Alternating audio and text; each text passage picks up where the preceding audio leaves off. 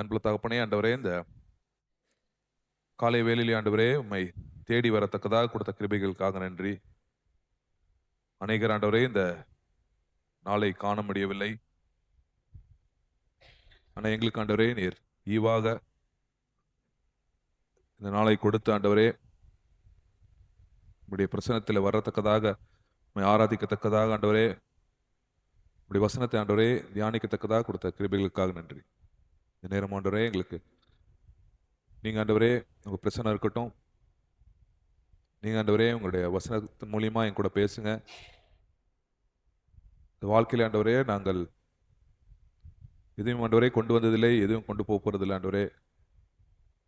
உங்களோட பிள்ளைகளாக நாங்கள் வாழக்கத்தக்கதாக உண்மை மகிமைப்படுத்தத்தக்கதாக கிருபை செய்யுங்க. இயேசு கிறிஸ்து நாமத்தில் கேட்குறேன்னு சொல்ல தகப்பனே, ஆமென். ஸோ இன்னைக்கு வந்து ஒரு ಸಿಂಪಲ್ ಮೆಸೇಜ್. ಇವತ್ತಿಗೆ ಬಹಳ ಸಾಮಾನ್ಯವಾದಂಥ ಒಂದು ಉಪದೇಶ. உங்களுக்கெல்லாம் ஒரு தெரிஞ்ச ஒரு கதையை தான் நம்ம இன்னைக்கு தியானிக்க போகிறோம். ನಿಮ್ಮೆಲ್ಲರಿಗೂ ಗೊತ್ತಿರ್ತಕ್ಕಂಥ ಒಂದು ಕಥೆಯನ್ನೇ ನಾವು ನಿಮ್ಮಲ್ಲಿ ತಿಳಿಸುವಂಥವರಾಗಿದ್ದೇವೆ. இந்த உலகத்திலேயே பார்த்தீங்கன்னா இது இது ரொம்ப சிம்பிளாக இருந்தாலும் உலகத்திலே ரொம்ப முக்கியமானது. ಲೋಕದಲ್ಲಿ ಇದು ಬಹಳ ಸಾಮಾನ್ಯವಾಗಿದ್ರು ಕೂಡ ಬಹಳ ಮುಖ್ಯವಾಗಿರ್ತಕ್ಕಂಥ ಒಂದು ವಿಷಯ. ஏன்னா ஒரு மனிதன் இந்த உலகத்தில் பறக்கும்போது அவனுக்கு வந்து ஒரு அவன் வந்து ஒரு ஏதோ விஷயத்தை வந்து தேடிக்கிட்டே இருப்பான்.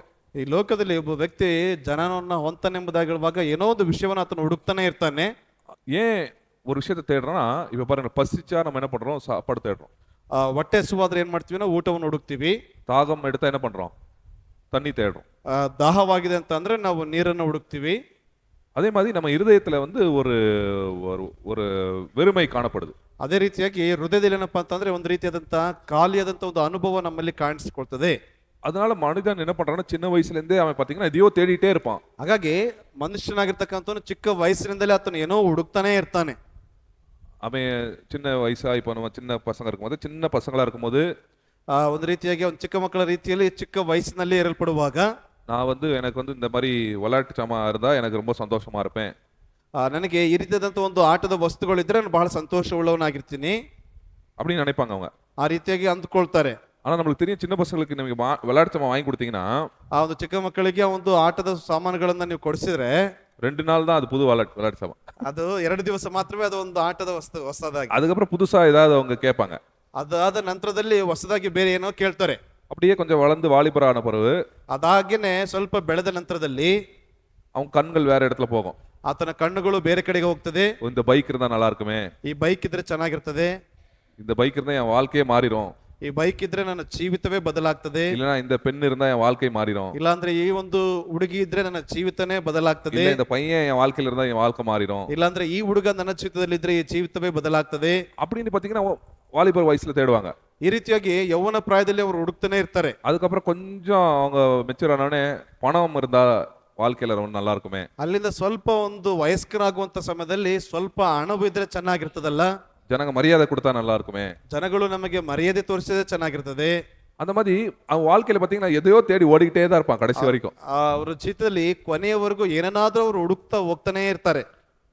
ஆனா அது வந்து ஒரு வெறுமை. வாழ்க்கையில வந்து ஏதோ ஏன் அதை தேடுறாங்கன்னா, ஒரு வெறுமை காணப்படுறதுனால மனிதர்கள் அதை தேடுவாங்க. ಯಾಕೆ ಅವರು ಅದನ್ನು ಹುಡುಕ್ತಾ ಇದ್ದಾರೆ ಅಂತಂದ್ರೆ ತಮ್ಮ ಹೃದಯದಲ್ಲಿ ಶೂನ್ಯತೆ ಅವರಲ್ಲಿ ಕಾಣಿಕೊಳ್ಪಟ್ಟಂತ ಕಾರಣದಿಂದಾಗಿ ಏನನ್ನಾದ್ರೂ ಅವರು ಹುಡುಕ್ತಾನೆ ಇರ್ತಾರೆ. ஆனா இந்த பைபிள்ல நம்ம நல்லா படிக்கும் போது இந்த உலக பிரகாரமான ஒரு காரியத்தினால என்ன பண்ண முடியாது, அந்த வெறுமையை நம்ம என்ன பண்ணணும், அது வந்து அந்த தாகத்தையோ அந்த வெறுமையோ நம்ம வந்து என்ன பண்ண மூட முடியாது. ಆ ಒಂದು ಶೂನ್ಯತನವನ್ನ ಅಥವಾ ಒಂದು ಖಾಲಿಯಾಗಿರ್ತಕ್ಕಂಥ ಒಂದು ಭಾಗವನ್ನ ಲೋಕದಿರ್ತಕ್ಕಂಥ ಒಂದು ವಸ್ತುಗಳ ಅಥವಾ ಒಂದು ದಾಹದ ಮೂಲಕವಾಗಿ ಅದನ್ನ ನಾವೇನಪ್ಪಾ ಅಂತಂದ್ರೆ ತುಂಬುವುದಕ್ಕಾಗುವುದಿಲ್ಲ. பிரசங்கில வந்து 1 அதிகாரம் 2 வசனத்தை நீங்க படிச்சீங்கன்னா, ಪ್ರಸಂಗಿ ಪುಸ್ತಕದ 1ನೇ ಅಧ್ಯಾಯದಲ್ಲಿ ನೀವು ಗಮನಿಸಿದ್ರೆ இவர் வந்து ஒரு பெரிய ஒரு ராஜாவா இருந்தாரு. ಇಲ್ಲಿ ಒಬ್ಬ ದೊಡ್ಡ ಅರಸ ಇದ್ದಾನೆ. அவர் பேர் வந்து சாலமோன் ராஜா. ಅವನ ಹೆಸರು ಬಂದ್ಬಿಟ್ಟು ಸೊಲೊಮೋನನ್ ಎಂಬುದಾಗಿ. அவர் சின்ன வயசுல வந்து அவர் அனுபவிக்க முடியாதெல்லாம் அவர் ರಾಜಾವನ பண்ண ಅನುಭವಿಚಾರು. ಅಲ್ಲಿ ಚಿಕ್ಕ ವಯಸ್ಸಿನಲ್ಲಿ ಅವರು ಅನುಭವಿಸುವುದಕ್ಕೆ ಆಗದಿರ್ತಕ್ಕಂಥದನ್ನ ಅವರು ರಾಜನಾದ ನಂತರದಲ್ಲಿ ಅನುಭವಿಸಲ್ಪಟ್ಟಿದ್ದಾರೆ. குடி, ಮದ್ಯಪಾನ, பெண்கள், ಸ್ತ್ರೀಯರ ಕೂಟ, பணம், ಹಣವು, பெரிய பெரிய வீடு மாளிகைகள் கட்டினாரு. ದೊಡ್ಡ ದೊಡ್ಡ ಅರಮನೆಗಳು ಆಗಿರ್ಬೋದು ಅಥವಾ ಮಾಳಿಗೆಗಳನ್ನ ಕಟ್ಟಿರ್ತಕ್ಕಂಥದ್ದು. ஆனா அவர் கடைசியில் என்ன சொல்றாரு? ಕೊನೆಗೆ ಅವ್ರು ಏನ್ ಹೇಳ್ತಾ ಇದ್ದಾರೆ? 2வது வசனம் படிங்க. 2ನೇ ವಚನ.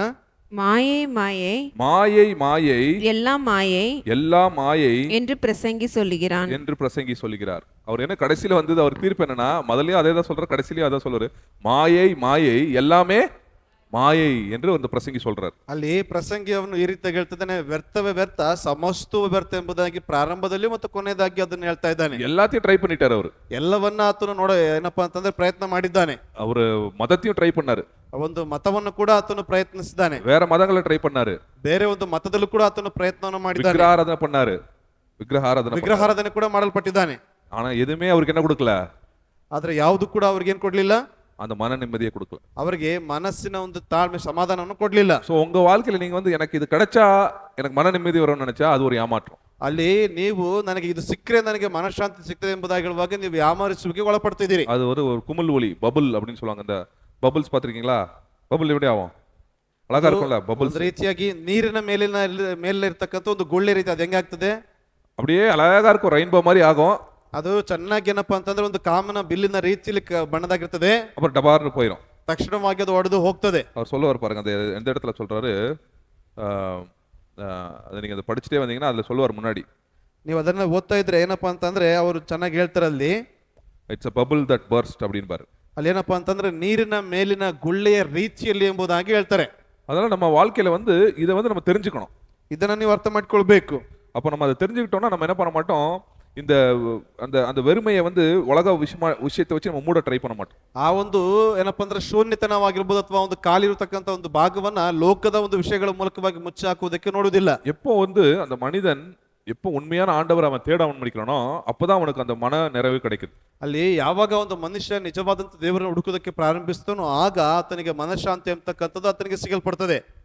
இப்போ நம்ம இன்னைக்கு நம்ம இந்த லூக்கா எழுதின ಸುವಿಶೇಷத்துல 15 அதிகாரத்துல நீங்க கவனிச்சீங்கன்னா, ಅಲ್ಲಿ ಇವತ್ತಿನ ಒಂದು ಓದಿರ್ತಕ್ಕಂಥ ವಾಕ್ಯ ಭಾಗದಲ್ಲಿ ಲೂಕನ ಬರೆದಂತ ಸುವಾರ್ತೆಯಲ್ಲಿ ನೀವು ಗಮನಿಸಿದ್ರೆ இங்க வந்து இயேசு கிறிஸ்து 3 உவமைகளை சொல்றாரு. ಅಲ್ಲಿ ಯೇಸು ಕ್ರಿಸ್ತನ 3 ಕಥೆಗಳನ್ನ ಸಾಮ್ಯಗಳನ್ನ ಹೇಳ್ತಾ ಇದ್ದಾರೆ. எதுக்காக சொல்றாரு, ಯಾವ ಕಾರಣಕ್ಕಾಗಿ ಹೇಳ್ತಾ ಇದ್ದಾರೆ? அங்க வந்து பாவிகள் இயேசு கிறிஸ்துவை நோக்கி வராங்க. அவங்க பாவிகள் ಅಲ್ಲಿ ಪಾಪಿಗಳು ಯೇಸು ಕ್ರಿಸ್ತನನ್ನ ನೋಡಿಕೊಂಡು ಅವರು ಬರ್ತಾ ಇದ್ದಾರೆ. ಅಲ್ಲಿ அவர் என்ன சொல்றாரு ಅಂತ கேட்கறதுக்கு அவர் வராங்க. ಅವರು ಏನ್ ಹೇಳ್ತಾರೆ ಅಂತಕ್ಕಂಥದನ್ನ ಕೇಳುವುದಕ್ಕಾಗಿ ಇಲ್ಲಿ ಬರ್ತಾ ಇದ್ದಾರೆ. ஆனா அங்க இருந்த ஒரு சில பரிசேயர்களும் சதிசேயர்களும் என்ன பண்றாங்கன்னா, அது வந்து அவங்களுக்கு வந்து பிடிக்கல. ಅಲ್ಲಿ ಏನಾಗ್ತದೆ ಅಂತಂದ್ರೆ ಪರಿಸಯದವರಿಗೆ ಮತ್ತು ಸದ್ದುಕಾರ್ಯರಿಗೆ ಏನಾಗ್ತಾ ಇಲ್ಲ, ಅದು ಆ ಒಂದು ವಿಷಯಗಳು ಇಷ್ಟವಾಗ್ತಾ ಇಲ್ಲ. எப்படி இயேசு கிறிஸ்து வந்து இந்த பாவிகளோட சாப்பிடலாம், ಹೇಗೆ ಯೇಸು ಕ್ರಿಸ್ತನ ಒಂದು ಪಾಪಿಗಳ ಜೊತೆಯಲ್ಲಿ ಊಟಕ್ಕೆ ಕೂತ್ಕೋಬಹುದು? அப்போ இயேசு கிறிஸ்துக்கு தெரியும், நீ எவ்வளவு நீதிமானா இருந்தாலும் சரி, நீ எவ்வளவு பாவியா இருந்தாலும் சரி, அந்த வெறுமை தான். ಅಲ್ಲಿ ಯೇಸು ಕ್ರಿಸ್ತನಿಗೆ ಗೊತ್ತಿದೆ, ನೀನು ಎಷ್ಟೇ ನೀತಿವಂತನಾಗಿದ್ರು ಕೂಡ ಎಷ್ಟೇ ಪಾಪಿ ಆಗಿದ್ರು ಕೂಡ ನೀನಲ್ಲಿ ಶೂನ್ಯತೆ, ಅದು ಶೂನ್ಯತೆನೇ. எப்படி வந்து ஒரு பாவிக்கு வந்து ஆண்டவர் வந்து ரட்சிப்பு கொடுக்கணுமோ அதே மாதிரி ஒரு நீதிமானுக்கும் ரட்சிப்பு கொடுக்கணும் ஆண்டவர். ಅಲ್ಲಿ ದೇವರು ಯಾವ ರೀತಿಯಾಗಿ ಒಂದು ನೀತಿವಂತನಿಗೆ ಒಂದು ರಕ್ಷಣೆಯನ್ನು ಕೊಡ್ತಾರೆ, ಅದೇ ರೀತಿಯಾಗಿ ಪಾಪಿಗೂ ಸಹ ರಕ್ಷಣೆಯನ್ನು ಕೊಡ್ತಾರೆ. அதுக்காக தான் என்ன பண்றாரு, இந்த உவமைகளை சொல்றாரு அவர். ಆ ಕಾರಣಕ್ಕಾಗಿ ಯೇಸು ಕ್ರಿಸ್ತನಲ್ಲಿ ಒಂದು ಸಾಮ್ಯವನ್ನ ಹೇಳ್ತಾ ಇದ್ದಾನೆ. முதல்ல அவர் என்ன சொல்றாரு, ஒரு 100 ஆடுல ஒரு ஆடு தொலைஞ்சு போயிருது. ಅಲ್ಲಿ ಮೊದಲನೇದಾಗಿ ಹೇಳ್ತಾ ಇದ್ದಾರೆ 100 ಕುರಿಗಳಲ್ಲಿ ಒಂದು ಕುರಿಯಲ್ಲಿ ತಪ್ಪಿ ಹೋಗಿದೆ. ஆனா என்ன பண்றாரு, அந்த அந்த அந்த என்ன பண்றாரு, அந்த ஆட்டு மேய்ப்பன் வந்து அதை தேடி போறாரு. ಸೊ ಅಲ್ಲೇನಾಗ್ತದೆ ಅಂತಂದ್ರೆ ಆ ಒಂದು ಕುರಿಗಳನ್ನ ಮೇಯಿಸುವಂತ ಕುರುಬನು ಆ ಒಂದು ಕುರಿಗಳನ್ನ ಹುಡುಕೊಂಡು ಹೋಗ್ತಾ ಇದ್ದಾನೆ. அப்புறம் அடுத்தது பாத்தீங்கன்னா ஒரு 10 வெள்ளிக்காசு பத்தி ஒரு அம்மா வந்து 10 வெள்ளிக்காசுல ஒரு வெள்ளிக்காசு தொலைச்சிருது. ಅದು ಆದ ನಂತರದಲ್ಲಿ ಇನ್ನೊಬ್ಬ ಏನಪ್ಪಾ ಅಂತಂದ್ರೆ ಹೆಂಗಸು ತನ್ನ 10 ಪಾವಲಿಗಳಲ್ಲಿ ಅದ್ರೇನಪ್ಪಾ ಅಂತಂದ್ರೆ ಒಂದು ಪಾವಲಿ ಕಳೆದೋಗಿದೆ, ಅದನ್ನು ಹುಡುಕ್ತಾ ಇದ್ದಾಳೆ. கடைசியா பாத்தீங்களா, இயேசு கிறிஸ்து ஒரு தகப்பன் வந்து ஒரு மகனை இழந்து விட்டார், அந்த ஒரு மகனுக்காக என்ன பண்றாரு, ஏங்குறார். ಅಲ್ಲಿ ಕೊನೆಯದಾಗಿ ಒಬ್ಬ ತಂದೆ ಅಲ್ಲಿ ಒಬ್ಬ ಮಗನನ್ನ ಕಳೆದುಕೊಳ್ಳಲ್ಪಟ್ಟಿದ್ದಾರೆ, ಆ ಒಂದು ಮಗನಿಗೋಸ್ಕರ ಅವರು ತವಕಿಸ್ತಾ ಇದ್ದಾರೆ. அப்போ 100ல 1, 10ல 1, 1ல 1. ಅಲ್ಲಿ 100ರಲ್ಲಿ 1, 10ರಲ್ಲಿ 1, 1ರಲ್ಲಿ 1. ஸோ ஆண்டவர் வந்து பார்த்தா தனித்தனியா மனிதர்களை சந்தித்து அவங்க ரட்சிக்கணும்னு ஆண்டவர் ஆசைப்படுறாரு. ಅಲ್ಲಿ ಮನುಷ್ಯರನ್ನ ದೇವರು ವೈಯಕ್ತಿಕವಾಗಿ ಸಂಧಿಸಲ್ಪಟ್ಟು ಅವರನ್ನ ರಕ್ಷಿಸಬೇಕೆಂಬುದಾಗಿ ನೋಡ್ತಾರೆ. அது 100ல 1 இருந்தாலும் சரி, 10ல 1 இருந்தாலும் சரி, 1ல 1 இருந்தாலும் சரி. ಅಲ್ಲಿ 100ರಲ್ಲಿ 1 ಆಗಿದ್ರು ಸರಿ, 10ರಲ್ಲಿ 1 ಆಗಿದ್ರು ಸರಿ, ಅಲ್ಲಿ 1ರಲ್ಲಿ 1 ಆಗಿದ್ರು ಕೂಡ ಪರವಾಗಿಲ್ಲ. இல்லைன்னா கோடியில 1 இருந்தாலும் சரி, எவ்வளவு கோடியில 1 இருந்தாலும் சரி, ஆண்டவர் தனித்தனியா உங்களை சந்திக்கணும்னு ஆசைப்படுறாரு. ಅಲ್ಲಿ ಕೋಟಿಗಳ ಲೆಕ್ಕದಲ್ಲಿ ಎಷ್ಟೇ ಕೋಟಿಗಳಿದ್ರು ಕೂಡ ಒಬ್ಬರಾಗಿದ್ರು ಸಹ ಅಲ್ಲಿ ಒಬ್ಬರನ್ನ ರಕ್ಷಿಸುವುದಕ್ಕೆ ಅವರು ನೋಡ್ತಾರೆ. பரலோக ராஜ்யத்துல கும்பலா போக முடியாது. ಪರಲೋಕದ ರಾಜ್ಯಕ್ಕೆ ಗುಂಪಾಗಿ ಹೋಗುವುದಕ್ಕಾಗುವುದಿಲ್ಲ. ஜீவனின் வழி ரொம்ப குறுகியது. ಅಲ್ಲಿ ಜೀವದ ಮಾರ್ಗ ತುಂಬಾ ಚಿಕ್ಕದಾಗಿದೆ. தனித்தனியா தான் நீங்க என்ன பண்ணணும், அதுல நடந்து போகணும். ಅದರಲ್ಲಿ ನೀವು ವೈಯಕ್ತಿಕವಾಗಿ ಏಕಾಂತ ಉಳ್ಳವರಾಗಿದೆ ಹೋಗಲ್ಪಡಬೇಕು. ஏன்னா இப்ப பாருங்க இன்னைக்கு ரோட்ல வந்துட்டு இருக்கோம் ஒரு இடத்துல ಆ, ಒಂದು ದಾರಿಯಲ್ಲಿ ಬರ್ತಾ ಇದ್ವಿ, ஆல்ரெடி சின்ன ரோடு, ಆಗ್ಲೇ ಚಿಕ್ಕ ರೋಡ್, யாரோ கடையை ஓபன் பண்றாங்கன்னு சாப்பாடு போட ஆரம்பிச்சிட்டாங்க. ಅಲ್ಲಿ ಯಾರೋ ಒಂದು ಅಂಗಡಿ ಹಾಕಿದಾರೆ ಅಂತ ಹೇಳ್ಬಿಟ್ಟು ಅಲ್ಲಿ ಊಟ ಹಾಕೋದಕ್ಕೆ ಪ್ರಾರಂಭಿಸಿದ್ದಾರೆ. ரெண்டு சைடையும் பைக் எல்லாம் பார்க் பண்ணிட்டாங்க. ಇನ್ನೊಂದು ಭಾಗದಲ್ಲಿ ಬೈಕ್ಗಳೆಲ್ಲ ನಿಲ್ಲಿಸಿಬಿಟ್ಟಿದ್ದಾರೆ. ரோட்ல எல்லாம் நின்னு சாப்பிடுறாங்க. ರಸ್ತೆಯಲ್ಲಿ ನಿಂತ್ಕೊಂಡು ಊಟ ಮಾಡ್ತಾ ಇದ್ದಾರೆ. ஆறு நடிச்சா கூட மூவ் பண்ண முடியல. ಅಲ್ಲಿ ಆರು ನೋಡ್ತಾ ಇದ್ರು ಕೂಡ ಅವರು ಸರಿತಾ ಇಲ್ಲ. முன்னாடி வண்டி போவே முடியல, கிராஸ் பண்ணவே முடியல. ಅಲ್ಲಿ ಹಿಂದೆ ಮುಂದೆ ಗಾಡಿಗಳು ಹೋಗೋದಕ್ಕೆ ಆಗ್ತಾನೆ ಇಲ್ಲ. நம்ம ஊர் நிலைமை அப்படிதான். ನಮ್ಮ ಊರಿನ ಪರಿಸ್ಥಿತಿ ಇದೇ ರೀತಿನೇ. எங்க குரூப்பா நிக்குதோ அங்க போய் என்ன பண்ணிடணும், சாப்பிட்டு வந்துடணும். ಅಲ್ಲಿ ಎಲ್ಲಿ ಗುಂಪಾಗಿ ನಿಂತ್ಕೊಂಡಿದ್ದೆ ಅಲ್ಲಿ ಹೋಗಿ ಊಟ ಮಾಡಿ ಬಂದ್ಬಿಡ್ಬೇಕು. ஏய் அதுல ஏதாவது சாப்பாடுல ஏதாவது இருந்துச்சுனாப்பா, ಆ ಊಟದಲ್ಲಿ ಏನಾದ್ರೂ ಇದ್ರೆ மொத்தமா சாவனே. நான் அப்பா அவ்வளவு பேர் செத்தாதானே நான் சாவேன். ಅಲ್ಲಿ ಅಷ್ಟು ಜನ ಸತ್ರೆ ನಾನು ಅದ್ರಲ್ಲಿ ಒಬ್ನ ಸಾಯ್ತೀನಿ ತಾನೆ. மெஜாரிட்டி தான் எப்பவும் என்ன பண்றோம், நம்ம மெஜாரிட்டி எங்க இருக்குதோ மெஜாரிட்டி தப்பு பண்ண மாட்டாங்க. ಅಲ್ಲಿ ಸಾಮಾನ್ಯವಾಗಿ ಏನಂತಾರೆ ಅಂತಂದ್ರೆ ತುಂಬಾ ಗುಂಪಾಗಿರ್ತಕ್ಕಂಥವ್ರು ತಪ್ಪುಗಳನ್ನು ಮಾಡುವುದಿಲ್ಲ ಎಂಬುದಾಗಿ. மைனாரிட்டிக்கு வேல்யூவே கிடையாது. ಅಲ್ಲಿ ಏನಪ್ಪಾ ಅಂತಂದ್ರೆ ಚಿಕ್ಕ ಗುಂಪುಗಳಿಗೆ ಏನಪ್ಪಾ ಅಂತಂದ್ರೆ ಮೌಲ್ಯನೇ ಇರುವುದಿಲ್ಲ. ஆனா ஆண்டவர் ராஜ்யத்துல எப்படின்னா தனித்தனியா ஆண்டவர் என்ன பண்ணார், எல்லாரும் சந்திப்பார். ಅಲ್ಲಿ ದೇವರ ರಾಜ್ಯದಲ್ಲಿ ವ್ಯಕ್ತಿಗತವಾಗಿ ಅವರನ್ನ ಸಂಧಿಸಲ್ಪಡ್ತಾರೆ. சோ உங்க வாழ்க்கையில வந்து சும்மா கும்பலோட அப்படியே போயிட முடியாது.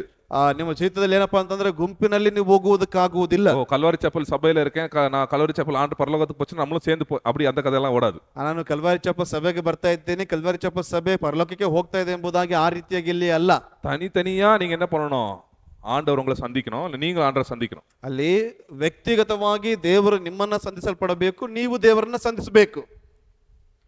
சோ இயேசு கிறிஸ்து அதுக்காக தான் இந்த ஓமையை சொல்றார். ಆ ಕಾರಣಕ್ಕಾಗಿ ದೇವರು ಈ ಒಂದು ಸಾಮ್ಯವನ್ನ ಹೇಳ್ತಾ ಇದ್ದಾರೆ. நீ முதலாவது பாத்தீங்கன்னா ಅಲ್ಲಿ ಮೊದಲನೇದಾಗಿ ನೀವು ಗಮನಿಸಿದ್ರೆ அங்க ஒரு தகப்பனுக்கு 2 பசங்க இருக்கிறாங்க. ಅಲ್ಲಿ ಒಬ್ಬ ತಂದೆಗೆ 2 ಮಕ್ಕಳಿದ್ದಾರೆ. அவன் என்ன சொல்றான், 12வது வசனத்துல படிங்க. 12ನೇ ವಚನದಲ್ಲಿ ಏನ್ ಹೇಳ್ತದೆ ನೋಡ್ರಿ. அவர்களில் ஆ. இளையவன் தகப்பனை நோக்கி, தகப்பனே, ஆஸ்தியில் எனக்கு வரும் பங்கை எனக்கு தர வேண்டும் என்றான். ஆ. அந்தபடி அவன் அவர்களுக்கு தன் ஆஸ்தியை பங்கிட்டு கொடுத்தான். சோ இங்க வந்து என்ன பண்றான், அந்த பையன் என்ன பண்றான் பாருங்க, போடுப்பா ನೆಕ್ಸ್ಟ್ ಫ್ರೀಸ್ நீங்க போடு, 2வது ஸ்லைட் போட்டுருக்கணும். நீங்க ಎರಡನೇದು இது பார்க்கவே இல்லை நீங்க. சரி அடுத்தது மாத்து. ஓகே, அவன் என்ன பண்றான், ஆஸ்தியில எனக்கு பங்கு கொடுங்க அப்படின்றான். ಅಲ್ಲಿ ಅವನೇನ್ ಮಾಡ್ತಾ ಇದ್ದಾನೆ ಅಂತಂದ್ರೆ ನನಗೆ ನನ್ನ ಆಸ್ತಿಯಲ್ಲಿ ನನಗೆ ಪಾಲನ ಕೊಡು, எனக்கு சேர வேண்டிய ஆஸ்தியில எனக்கு பங்கு கொடு அப்படின்றான். ನನಗೆ ಸೇರಬೇಕಾಗಿರ್ತಕ್ಕಂಥ ಆಸ್ತಿಯನ್ನ ನನಗೆ ಕೊಡು. நம்மளுக்கு தெரியும், உயிரோட இருக்கும் போதே அப்பா கிட்ட போய் நம்ம ஆஸ்தியை கேட்டா என்னது, நல்லதா கெட்டதா? அது ಅಲ್ಲಿ ತಂದೆ ಜೀವದಿಂದ ಇರುವಾಗಲೇ ಹೋಗಿ ಆಸ್ತಿಯನ್ನ ಕೇಳಿದ್ರೆ ಅದು ಒಳ್ಳೇದೇ ಕೆಟ್ಟದ್ದ? அது வந்து நல்லதா, நல்ல பையனா கெட்ட பையனா? அவன் ಅದು ಒಳ್ಳೆಯ ಹುಡುಗನ ಅಥವಾ ಕೆಟ್ಟ ಹುಡುಗರ? கெட்ட ಹುಡುಗ. ஆமா, கெட்ட பையன் அவன், ಕೆಟ್ಟ ಮಗ. எதுக்காக கேட்கறான், ಯಾವುದಕ್ಕಾಗಿ ಕೇಳ್ತಿದ್ದಾರೆ? எதுக்கு? அவனோட ஆசை என்ன பண்ணும், அவன் ஆசையை அவன் வந்து என்ன பண்ணணும், நிறைவேற்றும். ಆತನ ಒಂದು ಆಸೆ ಪಾಸೆಗಳನ್ನ ಆತನ ಏನ್ ಮಾಡ್ಬೇಕು ಅಂತಂದ್ರೆ ನೆರವೇರಿಸಲ್ಪಡಬೇಕು. அவனே தேர்ந்தெடுக்கிறான் ஒரு வழியை. ಆತನೇ ಹುಡುಕಿಕೊಂಡು ಹೋಗ್ತಾ ಇದ್ದಾನೆ. இந்த வீட்டுல என்னப்பா இருக்குது, எனக்கு ಈ ಮನೇಲಿ ಏನಿದೆ ನನಗೆ?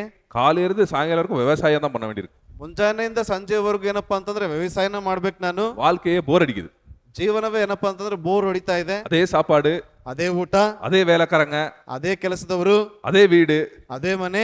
பார்த்த மூஞ்சியே பார்க்க வேண்டியிருக்கு.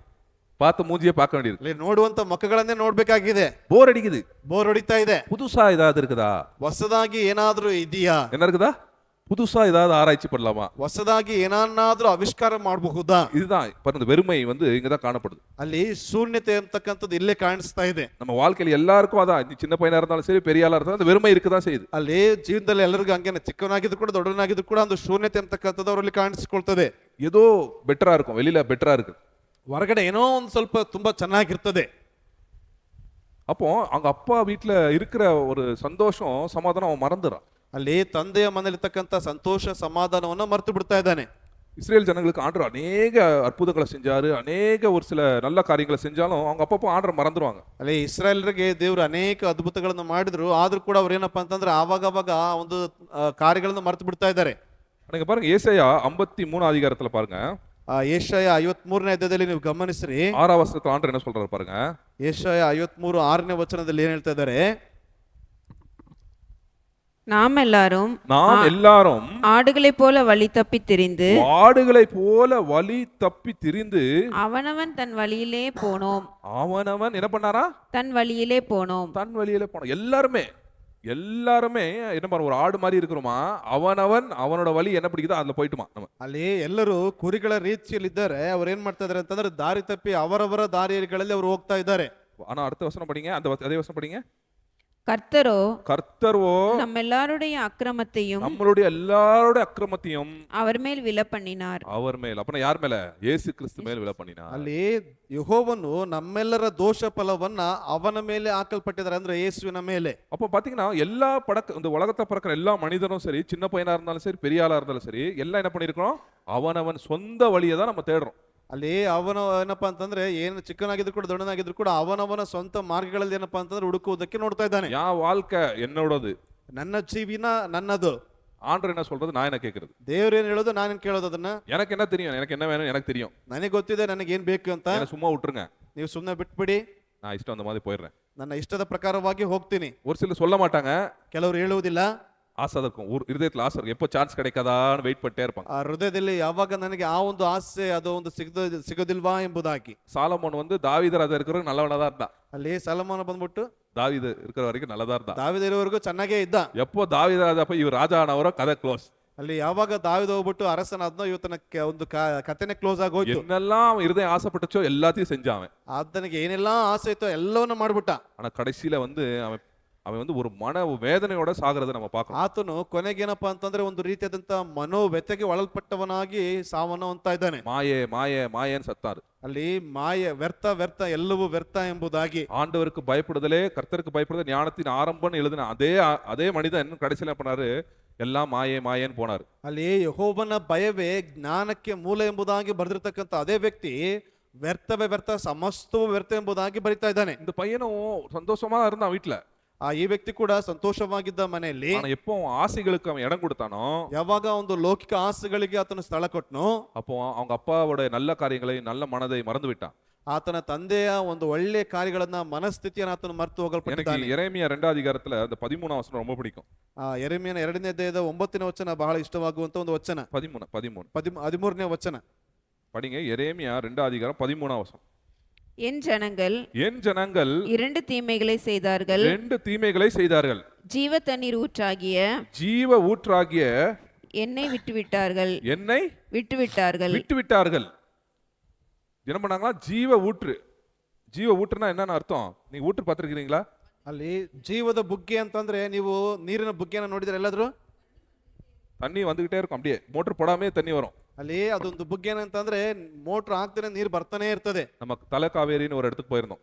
ತಲಕಾಡು ಎಂಬತಕ್ಕಂತ ಒಂದು ಪ್ರದೇಶಕ್ಕೆ ಹೋಗಿದ್ವಿ. ಅದು ಕಾವೇರಿ ನದಿ ಆರಂಭಾಧಾರ. ಆ ಒಂದು ಕಾವೇರಿ ನದಿಯ ಒಂದು ಉಗಮ ಸ್ಥಾನ ಅದೇನೆ. தண்ணி வந்துகிட்டே இருக்கு பூமியிலிருந்து வெளியில. ಭೂಮಿಯಿಂದ ನೀರು ಬರ್ತಾನೆ ಇರ್ತದೆ, போயிட்டே இருக்கு, ಅದು ನೀರು ಹೋಗ್ತಾನೆ ಇದೆ. ஆண்டவர் சொல்றாரு, அந்த ஜீவ தண்ணீர் யாரு? நான் தான். ஆனா என்ன மறந்துட்டாங்க. ಅಲ್ಲಿ ಜೀವ ಬುಗ್ಗೆ ಆದಂತ ಜೀವದ ಬುಗ್ಗೆನ ಆದ್ರೆ ನನ್ನನ್ನೇ ಮರೆತು ಬಿಟ್ಟಿದ್ದಾರೆ. என்ன பண்ணாங்களா இவர் ಏನ್ ಮಾಡಿದ್ದಾರೆ? படிங்க அந்த வசனத்தை. தண்ணீர் நிற்காத தொட்டிகளாகிய வெடிப்புள்ள தொட்டிகளை தங்களுக்கு வெட்டி கொண்டார்கள். வெடிப்புள்ள தொட்டிகளை கட்டிக்கிட்டாங்களா அவங்க. ಅಲ್ಲಿ ನೀರು ಇಲ್ಲದ ಬಿರಿದ ತೊಟ್ಟಿಗಳನ್ನ ಅವರು ಏನ್ ಮಾಡಿದ್ದಾರೆ? ಕಟ್ಟಿಕೊಳ್ಳಲ್ಪಟ್ಟಿದ್ದಾರೆ. காலத்துல இஸ்ரேல் நாட்டுல பாத்தீங்கன்னா ஒரு சில இடத்துல ஆறு இருக்காது. ಆ ಒಂದು ದಿವಸಗಳಲ್ಲಿ ಇಸ್ರೇಲ್ ದೇಶದಲ್ಲಿ ಏನಪ್ಪಾ ಅಂತಂದ್ರೆ ನೀರಿನ ಒಂದು ವರದಿಗಳು ಹೋಗ್ತಾ ಇರ್ತದೆ. ಒಂದೊಂದು ಕಡೆ ಇರೋದಿಲ್ಲ. அப்ப என்ன பண்ணுவாங்கன்னா, இவங்க எவ்வளவுதான் தோண்டினாலும் தண்ணி வராது. ಇವರು ಎಷ್ಟೇ ಆಗಿದ್ರು ಕೂಡ ಅದು ನೀರು ಸಿಗೋದಿಲ್ಲ. அப்ப பெரிய பெரிய தொட்டி, ಆಗ ದೊಡ್ಡದಾದಂತ ಒಂದು ತೊಟ್ಟಿಗಳು 3000 ಸ್ಕ್ವೇರ್ ಫೀಟ್ 4000 ಸ್ಕ್ವೇರ್ ಫೀಟ್ ತೊಟ್ಟಿ ಕಟ್ಟಿರುவாங்க. ಅಲ್ಲಿ 3000 4000ಗಳ ಒಂದು ಸ್ಕ್ವೇರ್ ಫೀಟ್ ನ ಒಂದು ತೊಟ್ಟಿಗಳನ್ನ ಕಟ್ತಾರೆ. நல்லா பூசிடுவாங்க. ಅದನ್ನ ಚೆನ್ನಾಗಿ ಏನಪ್ಪಾ ಅಂತಂದ್ರೆ ಮುಚ್ಚಿಬಿಡ್ತಾರೆ. மழை வர்ற நேரம் தண்ணி நிரம்பும். ಅದು ಮಳೆ ಬರುವಂತ ಸಮಯದಲ್ಲಿ ಅದು ತುಂಬಲ್ಪಡ್ತದೆ. அப்புறம் அந்த நம்ம ವರ್ಷ ಫುಲ್ அதை ಯೂಸ್ பண்ணுவோம். ಆ ವರ್ಷ ಪರ್ಯಂತರ ಅದನ್ನ ಏನ್ ಮಾಡ್ತಾರೆ? ಉಪಯೋಗಿಸ್ತಾರೆ. ஆண்டவர் என்ன சொல்றாரு? ಇಲ್ಲಿ ದೇವರು ಏನ್ ಹೇಳ್ತಾ ಇದ್ದಾರೆ? ಜೀವ ஊற்ற விட்டுட்டு நீங்களே தொட்டி கட்டிக்கிறீங்க. ಅಲ್ಲಿ ಜೀವದ ಬುಗ್ಗೆಯನ್ನು ಬಿಟ್ಬಿಟ್ಟು ನೀವೇ ತೊಟ್ಟಿಗಳನ್ನ ಕಟ್ಕೊಳ್ತಾ ಇದೀರಿ. ஆனா தொட்டி என்ன ஆகுது? ஒழுகுற ತೊಟ್ಟಿயா இருக்குது. ಆದ್ರೆ ಆ ಒಂದು ತೊಟ್ಟಿ ಏನಾಗ್ತಾ ಇದೆ? ಅದು ನೀರು ಸೋಸುವಂತ ಒಂದು ತೊಟ್ಟಿಯಾಗಿದೆ. நீங்க நினைப்பீங்க நாளைக்கு காலையில போய் தண்ணி பிடிக்கலான்னு. ನೀವು ಅಂದ್ಕೊಳ್ತೀರಿ ನಾಳೆ ಬೆಳಗ್ಗೆ ಹೋಗ್ಬಿಟ್ಟು ನೀರು ತಗೋಬಹುದು ಅಂತ. காலையில என்ன இருக்காது? தண்ணி எல்லாம் ஒழுகி போயிடும். ಮುಂಜಾನೆ ಏನಾಗಿರ್ತದೆ? ನೀರೆಲ್ಲ ಅದು ಹರಿದು ಹೋಗಿರ್ತದೆ. சோ ஒரு மனுஷன் ஆண்டவரை மறந்து, ಒಬ್ಬ ಮನುಷ್ಯ ದೇವರನ್ನ ಮರೆತು ஆண்டவரை கையை விட்டுட்டு ದೇವರ ಕೈಯನ್ನ ಬಿಟ್ಟು அவனை தானா ஒரு வழியில போகும்போது இந்த நிலைமை தான் அவனுக்கு வரும். ಆತನು ತನ್ನ ಮಾರ್ಗದಲ್ಲಿ ಹೋಗಲ್ಪಡುವಾಗ ಇದೇ ಪರಿಸ್ಥಿತಿ. காலியாகி கிடப்பான். ವ್ಯರ್ಥವಾಗಿ ಏನು ಶೂನ್ಯವಾಗಿ ಇರ್ತಾನೆ. அவன் வாழ்க்கையில ஒரு நிம்மதியே இருக்காது அவனுக்கு. ಆತನ ಜೀವಿತದಲ್ಲಿ ನೆಮ್ಮದಿ ಇರುವುದಿಲ್ಲ. அவன் எவ்வளவுதான் தண்ணி எவ்வளவுதான் சம்பாதிச்சாலும் சரி, எங்கதான் அவன் எவ்வளவுதான் அனுபவிச்சாலும் உலக விஷயங்களை, எவ்வளவுதான் உலக விஷயங்கள் அவன் வாழ்க்கையில வந்தாலும் சந்தோஷம் சமாதானம் இருக்காது. ಅಲ್ಲಿ ಎಷ್ಟೇ ಸಂಪಾದನೆ ಮಾಡಿದ್ರು ಕೂಡ, ಲೌಕಿಕವಾಗಿರ್ತಕ್ಕಂಥ ಎಷ್ಟೇ ವಿಷಯಗಳನ್ನು ಅನುಭವಿಸಿದ್ರು ಕೂಡ ಅಲ್ಲಿ ಸಂತೋಷ ಸಮಾಧಾನ ಸಿಗುವುದಿಲ್ಲ. பின்னாடி பாப்பா, நான் சொல்ல மாட்டேன்னா அவன் என்ன பண்றான் அங்க பாருங்க, அவங்க அப்பாவுடைய அவனுக்கு என்ன பிடிக்கும், அதிகாரம் பிடிக்கல அவனுக்கு. ಅಲ್ಲಿ ತಂದೆಯ ಒಂದು ಅಧಿಕಾರ ಆತನಿಗೆ ಇಷ್ಟವಾಗ್ತಾ ಇಲ್ಲ. ஃப்ரீடம், எனக்கு என்ன வேணும், ஒரு சுதந்திரமா இருக்கணும். ನನಗೆ ಸ್ವತಂತ್ರತೆ ಬೇಕು. சுதந்திரமா தான் என்ன பண்ணாதீங்க, கை வைக்காதீங்க. ಅಲ್ಲಿ ಸ್ವತಂತ್ರವಾಗಿದ್ರೆ ಏನಪ್ಪಾ ಅಂತಂದ್ರೆ ಕೈನ ಇಡಬೇಡಿ. நான் நிறைய பேரை கவனிச்சிட்டேன் என் வாழ்க்கையில. ಅನೇಕರನ್ನ ಗಮನಿಸಲ್ಪಟ್ಟಿದ್ದೇನೆ. என் வாழ்க்கையில என்னையோ கவனிச்சாச்சு. ನಮ್ಮ ಜೀವಿತದಲ್ಲಿ ಅಂಗನವರನ್ನೇ ಗಮನಿಸಿ ಆಯ್ತು. இப்போ எங்க பிள்ளைங்க வாழ்க்கையில நான் ஒரு சில விஷயத்தை கவனிக்கிறேன். ಆ ಮಕ್ಕಳ ವಿಷಯದಲ್ಲೂ ಕೂಡ, ಜೀವನದಲ್ಲೂ ಕೂಡ ಕೆಲವು ವಿಷಯಗಳನ್ನು ಗಮನಿಸ್ತೇನೆ. 11 வருஷம் வரைக்கும் என் மகா என்ன பண்ணுவான், இல்ல நல்ல வேலை 11 வருஷம் வரைக்கும் அப்பா அப்பா நீங்க சொல்லுங்கப்பா செய்யறியாப்பா, சொல்லுங்கப்பா செய்யறியாப்பா, 11 வருஷம் வரைக்கும். ಅಲ್ಲಿ 11 ವರ್ಷದವರೆಗೂ ಅಪ್ಪ ನೀವ್ ಹೇಳಿ ನಾನು ಮಾಡ್ತೀನಿ, ನೀವ್ ಹೇಳಿ ನಾನು ಮಾಡ್ತೀನಿ ಎಂಬುದಾಗಿ. அந்த 12 அப்படி தாண்டி டீனேஜ் 13 14 அது டீனேஜ் வந்தவனே நம்ம சொல்றதெல்லாம் என்ன ஆகுது, கொஞ்சம் கசப்புக்குது. ಅಲ್ಲಿ 12 13 ವಯಸ್ಸಾದ ತಕ್ಷಣವಾಗಿ ನಾವ್ ಹೇಳುವಂತದ್ದೆಲ್ಲ இல்ல உங்களுக்கு பேஸ் பண்ணுவீங்க இனிமே எல்லாருக்கும். அது சின்ன பையனா இருக்கும், நல்லதா இருக்கும், நம்ம சொல்றதெல்லாம் 13ல என்ன பண்ணுவாங்க, ಕ್ವಶ್ಚನ್ பண்ணுவாங்க நம்மள. ಅಲ್ಲಿ ಚಿಕ್ಕ ವಯಸ್ಸಿರುವಂತ ಸಮಯದಲ್ಲಿ ಎಲ್ಲವೂ ಚೆನ್ನಾಗಿರ್ತದೆ. ಆ ಒಂದು 12 13 ವಯಸ್ಸಾಗುವಂತ ಸಮಯದಲ್ಲಿ ಪ್ರಶ್ನೆ ಮಾಡ್ತಾರೆ, நீங்க என்ன சொல்றது, ನೀವೇನ್ ಹೇಳೋದು, நான் சரியா தான் செய்றேன், ನಾನ್ ಚೆನ್ನಾಗೇ ಮಾಡ್ತಿದ್ದೀನಿ, ஏன் திருப்பி திருப்பி அதே சொல்றீங்க, ಯಾಕೆ ಪುನಃ ಪುನಃ ಅದನ್ನೇ ಹೇಳ್ತೀರಿ. நம்ம ஒரு ಕ್ವಶ್ಚನ್ கேட்டா அதுக்கு 10 ಆನ್ಸರ್ வருது. ಅಲ್ಲಿ ನಾವು ಒಂದು ಪ್ರಶ್ನೆ ಕೇಳಿದ್ರೆ ಅದಕ್ಕೆ 10 ಉತ್ತರಗಳು ಬರ್ತದೆ. அந்த மாதிரி தான் இந்த பையன் ஆயிட்டான். ಇದೇ ರೀತಿಯಾಗಿ ಒಂದು ಮಗ அப்பா நல்லவர்ன்றதை மறந்துட்டான். ತಂದೆ ಒಳ್ಳೆಯವನೆಂಬುದಾಗಿ ಮರ್ತಿದ್ದಾನೆ. அப்பா அதிகாரமா ஒரு சில சொல்றது என் வாழ்க்கையை சீராப்படுத்துறதுக்கு தான் சொல்றாருன்னு மறந்துட்டான். ಅಲ್ಲಿ ನನ್ನ ತಂದೆ ನನ್ನನ್ನು ಸರಿಯಾದಂತ ಮಾರ್ಗದಲ್ಲಿ ನಡೆಸ್ತಾರೆ ಅಂತಕ್ಕಂಥದ್ದನ್ನೇ ಆತನು ಮರೆತು ಹೋಗಲ್ಪಟ್ಟಿದ್ದಾನೆ. எனக்கு சேர வேண்டியதை கொடு, ನನಗೆ ಸೇರಬೇಕಾಗಿರ್ತಕ್ಕಂಥದ್ದನ್ನು ಕೊಡು. நான் இஷ்டம் அந்த மாதிரி நான் என்ன பண்ண போறேன், என் வாழ்க்கையை சுதந்திரமா என்ஜாய் பண்ண போறேன், நான் போறேன் அப்படின்றான். ನನ್ನ ಇಷ್ಟದ ಪ್ರಕಾರವಾಗಿ ನಾನು ಸ್ವತಂತ್ರವಾದಂತ ಜೀವಿತವನ್ನು ನಾನು ಜೀವಿಸೋದಕ್ಕೆ ಹೋಗ್ತೇನೆ. ನಾನು எல்லா மனிதர்களும் இங்கதான் ஆரம்பிக்கிறோம். ಎಲ್ಲಾ ಮನುಷ್ಯರು ಇಲ್ಲೇ ಪ್ರಾರಂಭಿಸ್ತಾರೆ. வெளியே சொல்ல மாட்டோம், ಹೊರಗಡೆ ಹೇಳುವುದಿಲ್ಲ. ஆனா ஆண்டவருக்கு இன்டைரக்டா சொல்றோம். ದೇವರಿಗೆ ಇಂಡೈರೆಕ್ಟ್ ಆಗಿ ಹೇಳ್ತೀವಿ. எனக்கு இந்த கட்டளை எல்லாம் கொடுக்க வேணீங்க, பைபிள் வசனம் படிக்கல நேரம் இல்லை எனக்கு. ನನಗೆ ಒಂದು ಕಟ್ಟಳೆಗಳು ಅಥವಾ ಒಂದು ಸತ್ಯವೇದವನ್ನು ಓದೋದಕ್ಕೆಲ್ಲ ಸಮಯ ಇಲ್ಲ. ஏதாவது கொடுக்குற இந்த ஆசீர்வாதம் தான் கொடுங்க. ಏನಾದ್ರೂ ಆಶೀರ್ವಾದ ಇದ್ರೆ ಕೊಡ್ರಿ. அது விட்டுட்டு இதை செய்ய அதை செய்ய அதெல்லாம் வேணாம். ಅದು ಬಿಟ್ಬಿಟ್ಟು ಅದನ್ನ ಮಾಡಿ ಇದನ್ನ ಮಾಡಿ ಅಂತಂದ್ರೆ ಎಲ್ಲ ಅದಾಗಲ್ಲ. என் பாட்டுக்கு என்ன விட்டுருங்க, ನನ್ನ ಪಾಡಿಗೆ ನನ್ನನ್ನು ಬಿಟ್ಬಿಡ್ರಿ, நான் என்ன வேணா பண்றேன். ನಾನು ಏನ್ ಬೇಕಾದ್ರೂ ಮಾಡ್ತೀನಿ. இதுதான் ஆரம்பிக்குது. ಇದೇ ಪ್ರಾರಂಭವಾಗ್ತದೆ. அந்த வெறுமையை தேடி செல்லுகிற ஒரு மனிதன் போல நம்ம தேடுறோம். ಅದು ಏನಪ್ಪಾ ಅಂತಂದ್ರೆ ಶೂನ್ಯತೆನ ಹುಡುಕುವಂತ ವ್ಯಕ್ತಿಗಳ ರೀತಿಯಲ್ಲಿ ನಾವು ಹುಡುಕ್ತಾ ಇರ್ತೀವಿ. ஆண்டவர் நிறைய இடத்துல பிடிச்சு கட்டி போடுறதெல்லாம் கிடையாது. ದೇವರು ಅನೇಕ ಸ್ಥಳಗಳಲ್ಲಿ ಏನಪ್ಪಾ ಅಂದ್ರೆ ಹಿಡಿದು ಬಿಟ್ಟು ಕಟ್ಟಿ ಹಾಕುವಂತದ್ದೆಲ್ಲ ಇಲ್ಲ. கொடுத்துறாரு ಆண்டவர். ದೇವ್ರು ಕೊಡ್ತಾರೆ. ஓ அப்படின்னு ಸರಿ ಹೋಗು ಎಂಬುದಾಗಿ ಹೇಳ್ತಾರೆ. ஆண்டவர் அநேக நேரத்தில் நம்ம அப்படிதான் பண்ண, பாவம் புனிகரமா பாவம் செய்யா போ போ அப்படின்னு விட்டுறாரு ஆண்டவர். ಅನೇಕ ಭಯಂಕರವಾದಂತ ಪಾಪಗಳನ್ನ ಮೇಲೆ ಮೇಲೆ ಮಾಡ್ತಾ ಇದೆಯಾ, ಸರಿ ಪರವಾಗಿಲ್ಲ ಹೋಗು ಎಂಬುದಾಗಿ ಬಿಟ್ಟು ಬಿಡ್ತಾರೆ. என்னைக்கு நீ திருந்து வரியா எனக்கு திருந்து போ அப்படின்னு விட்டுறாரு ஆண்டவர். ಯಾವಾಗ ನೀನು ಮಾನಸಾಂತರ ಹೊಂದಿ ಬರ್ತೀಯೋ ಅವಾಗ ಬಾ ಎಂಬುದಾಗಿ ಬಿಟ್ಟು ಬಿಡ್ತಾರೆ. இந்த உபாகமம் 30 அதிகாரம் 19 வசனத்துல படிங்க. Deuteronomy chapter 30. ಧರ್ಮೋಪದೇಶ ಕಾಂಡ 30ನೇ ಅಧ್ಯಾಯ 19ನೇ ವಚನವನ್ನು ಓದಿಕೊಳ್ಳೋಣ. 30 அதிகாரம் 19 வசனம். நான் ஜீவனையும் மரணத்தையும் ஆசீர்வாதத்தையும் சாபத்தையும் உனக்கு முன் வைத்தேன் என்று உங்கள் மேல் வானத்தையும் பூமியையும் இன்று சாட்சி வைக்கிறேன். ஆகையால் நீயும் உன் சந்ததியும் பிழைக்கும்படிக்கு நீ ஜீவனை தெரிந்து கொண்டு கர்த்தர் உன் பிதாக்களாகிய ஆபிரகாமுக்கும் சொல்ற ஜீவனையும் உனக்கு என்ன வச்சிருக்கேன், ಜೀವನೆಯೂ ಮರಣತೆಯೂ ವச்சிருக்கிறேன். ಅಲ್ಲಿ ಜೀವವನ್ನು ಮರಣವನ್ನು ಆಶೀರ್ವಾದ ಶಾಪಗಳನ್ನು ನಿನ್ನ ಮುಂದೆ ಇಟ್ಟಿದ್ದೇನೆ. ஆசீர்வாதத்தையும் வச்சிருக்கேன், சாபமும் இருக்குது. ಅಲ್ಲಿ ಆಶೀರ್ವಾದವೂ ಇದೆ, ಶಾಪಗಳು ಇದೆ. நீ சூஸ் பண்ணிக்கோ, உனக்கு எது வேணுமோ சூஸ் பண்ணிக்கோ. ನಿನಗೆ ಯಾವುದು ಬೇಕೋ ಅದನ್ನು ನೀನು ಆಯ್ಕೆ ಮಾಡಿಕೋ. ஆண்டவர் யாரையும் கட்டி போட மாட்டாரு. ದೇವರು ಯಾರನ್ನು ಕೂಡ ಕಟ್ಟಿ ಹಾಕುವುದಿಲ್ಲ. நீங்க நினைக்கிறீங்க ஆண்டவர் என்ன கட்டி போட்டுட்டாருன்னு. ನೀವು ಅಂದ್ಕೊಳ್ತೀರಿ ದೇವರು ನನ್ನನ್ನು ಕಟ್ಟಿ ಹಾಕಿದ್ದಾರೆ ಅಂತ. ஆண்டவர் தான் ಪರ್ಫೆಕ್ಟ್ ಜೆಂಟಲ್ಮ್ಯಾನ್. என் வாழ்க்கையில பார்த்தது ಪರ್ಫೆಕ್ಟ್ ಜೆಂಟಲ್ಮ್ಯಾನ್. ಆ ದೇವರೇ ಜೀವಿತದಲ್ಲಿ ಗಮನಿಸಿರ್ತಕ್ಕಂಥದ್ದು ಅವರು ಬಹಳ ಏನಪ್ಪಾ ಅಂತಂದ್ರೆ ಪರಿಪೂರ್ಣವಾಗಿರ್ತಕ್ಕಂಥ ಒಬ್ಬ ಜೆಂಟಲ್ಮ್ಯಾನ್ ಆಗಿರ್ತಕ್ಕಂಥ ವ್ಯಕ್ತಿ. சொல்லுவாரு, ಹೇಳ್ತಾರೆ, செய்வாரு, ಮಾಡ್ತಾರೆ. ஆனா நம்மளுக்கு விருப்பம் இல்லையா விட்டுருவாரு. ನಮಗೆ ಇಷ್ಟ ಇಲ್ವಾ ಬಿಟ್ಟು ಬಿಡ್ತಾರೆ. போவோம் வழியில போவோன்னு விட்டுருவாரு. ನಿನ್ನ ಮಾರ್ಗದಲ್ಲಿ ಹೋಗು. அப்ப என்ன அப்படிதான் விட்டுட்டாரு அப்பா. ಅಲ್ಲಿ ತಂದೆ ಅದೇ ರೀತಿಯಾಗಿ ಬಿಟ್ರು. ಸಂತೋಷமா அவருக்கு? ಸಂತೋಷನ ತಂದೆಗೆ ಸಂತೋಷமா விட்டாரா இல்லையா? ಸಂತೋಷವಾಗಿ ಬಿಟ್ರಾ? சந்தோஷமா போவான்னு அனுப்பிட்டாரா?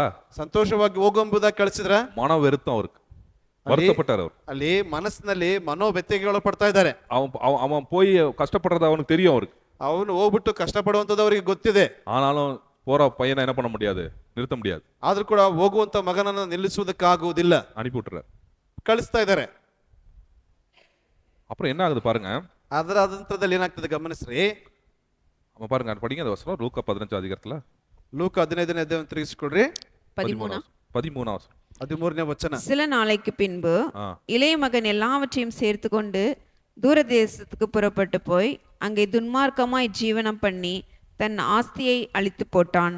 ஸோ இங்க பாத்தீங்கன்னா அவன் என்ன பண்றான், அடுத்த ஸ்லைட் போங்க. அவன் என்ன பண்றான், கொஞ்ச நாள் அங்கதான் இருக்கிறான், வீட்டுல தான். காஸ்தி வாங்கினோடனே கிளம்பல ஐயா, கொஞ்ச நாள் வெயிட் பண்றான். ಅಲ್ಲಿ ಸ್ವಲ್ಪ ದಿವಸಗಳವರೆಗೆ ಏನ್ ಮಾಡ್ತಾನೆ ಅಂದ್ರೆ ಕಾಸು ಸಿಕ್ಕ ತಕ್ಷಣ ಹೋಗ್ತಾ ಇಲ್ಲ, ಸ್ವಲ್ಪ ದಿವಸಗಳವರೆಗೆ ಕಾಯ್ತಾ ಇದ್ದಾನೆ ಮನೆಗಳಲ್ಲಿ. எல்லாத்தையும் சேர்த்துக்கிறான், ಎಲ್ಲವನ್ನ ಸೇರಿಸಿಕೊಳ್ತಾ ಇದ್ದಾನೆ. எல்லாம் எடுத்துட்டு என்ன பண்றான், ಎಲ್ಲವನ್ನು ತೆಗೆದುಕೊಂಡು ಏನ್ ಮಾಡ್ತಾ ಇದ್ದಾನೆ, தூர தேசத்துக்கு கிளம்பி போறான். ದೂರದ ದೇಶಕ್ಕೆ ಆತನು ಹೊರಡ್ತಾ ಇದ್ದಾನೆ. அங்க அவன் இஷ்டம் வந்த மாதிரி ஜீவிக்கிறான். ಅಲ್ಲಿ ಆತನ ಇಷ್ಟ ಬಂದದ ಪ್ರಕಾರವಾಗಿ ಆತನು ಮಾಡ್ತಾ அவங்க ಇದ್ದಾನೆ. அப்பா வீட்டுல என்னெல்லாம் தடைகள் இருந்துச்சோ எல்லாம் என்ன பண்றான், அவன் செய்ய ஆரம்பிக்கிறான். ಅಲ್ಲಿ ಆತನ ಮನೆಯಲ್ಲಿ, ತಂದೆಯ ಮನೆಯಲ್ಲಿ ಏನೆಲ್ಲ ಅಡೆತಡೆಗಳಿತ್ತು ಅದೆಲ್ಲವನ್ನ ಏನಪ್ಪಾ ಅಂತಂದ್ರೆ ಇಷ್ಟದ ಬಂದ ಪ್ರಕಾರವಾಗಿ ಮಾಡ್ತಾ ಇದ್ದಾನೆ. எனக்கு நல்ல ஞாபகம் இருக்கு, சின்ன வயசுல வந்து எங்க அப்பா வந்து டிவி இல்ல எங்க வீட்டுல. ಅಣ್ಣನವರ ಚಿಕ್ಕ ವಯಸ್ಸಿನಲ್ಲಿ ಏನಪ್ಪಾ ಅಂತಂದ್ರೆ ಅಂಕಲ್ ಅವರು ಟಿವಿಗಳನ್ನ ಇಟ್ಟಿರ್ಲಿಲ್ಲ. அப்போ என்ன பண்ணுவோம், நம்ம டிவி பார்க்கணும், பக்கத்து வீட்டுல தான் போய் டிவி பார்ப்போம். ಸೊ ಟಿವಿ ನೋಡ್ಬೇಕು ಅಂತಂದ್ರೆ ಪಕ್ಕದ ಮನೆಗೆ ಹೋಗ್ಬಿಟ್ಟು ಟಿವಿ ನೋಡ್ಬೇಕಾಗಿತ್ತು. ஏன்னா விக்லி அங்கிள் சொல்லுவாங்க, டிவி இருந்தா என்ன பண்ணு, இப்படி உடச்சு போட்டுருவாங்க. ವಿಕ್ಲಿಪ್ ಅಂಕಲ್ ಹೇಳ್ತಾರೆ, ಟಿವಿ ಇದ್ರೆ ಏನ್ ಮಾಡು, ಅದನ್ನ ಎತ್ತಿ ಹೊಡೆದಾಕ್ಬಿಡು ಎಂಬುದಾಗಿ. இருந்த டிவியும் கொஞ்ச நாள் இருந்துச்சு, அப்புறம் எப்போ போச்சோ தெரியல, சின்ன வயசுலயே காணாம போயிடுச்சு. ಅದು ಟಿವಿ ಇತ್ತು, ಆದ್ರೂ ಕೂಡ ಚಿಕ್ಕ ವಯಸ್ಸಿನಲ್ಲಿ ಅದು ಕಾಣದೆ ಹೋಗ್ಬಿಡ್ತು. அப்போ என்ன பண்ணோம், நாங்க பக்கத்து வீட்டுல போய் டிவி பார்ப்போம், சினிமா பார்ப்போம். ಪಕ್ಕದ ಮನೆಗೆ ಹೋಗ್ಬಿಟ್ಟು ಟಿವಿಗಳನ್ನ ಸಿನಿಮಾಗಳನ್ನ ನೋಡ್ತಾ ಇದ್ವಿ. எங்க அப்பாவுக்கு தெரிஞ்ச என்ன அங்க வராங்க, வண்டி சவுண்ட் புள்ள இது எஸ்டி சவுண்ட் வந்தா ஓடி வந்துரும் வீட்டுக்கு. ಅಲ್ಲಿ ಅಂಕಲ್ ಅವರು ಬರ್ತಾ ಇರ್ತಕ್ಕಂತ ಒಂದು ಗಾಡಿ ಶಬ್ದ ಬರ್ತದೆ ಎಂಬುದಾಗಿ ಹೇಳುವಾಗ ಅಲ್ಲಿಂದ ಓಡಿ ಬರ್ತಾ ಇದ್ವಿ. ஒரு வாட்டி மாட்டிட்டு அடியெல்லாம் விழும்.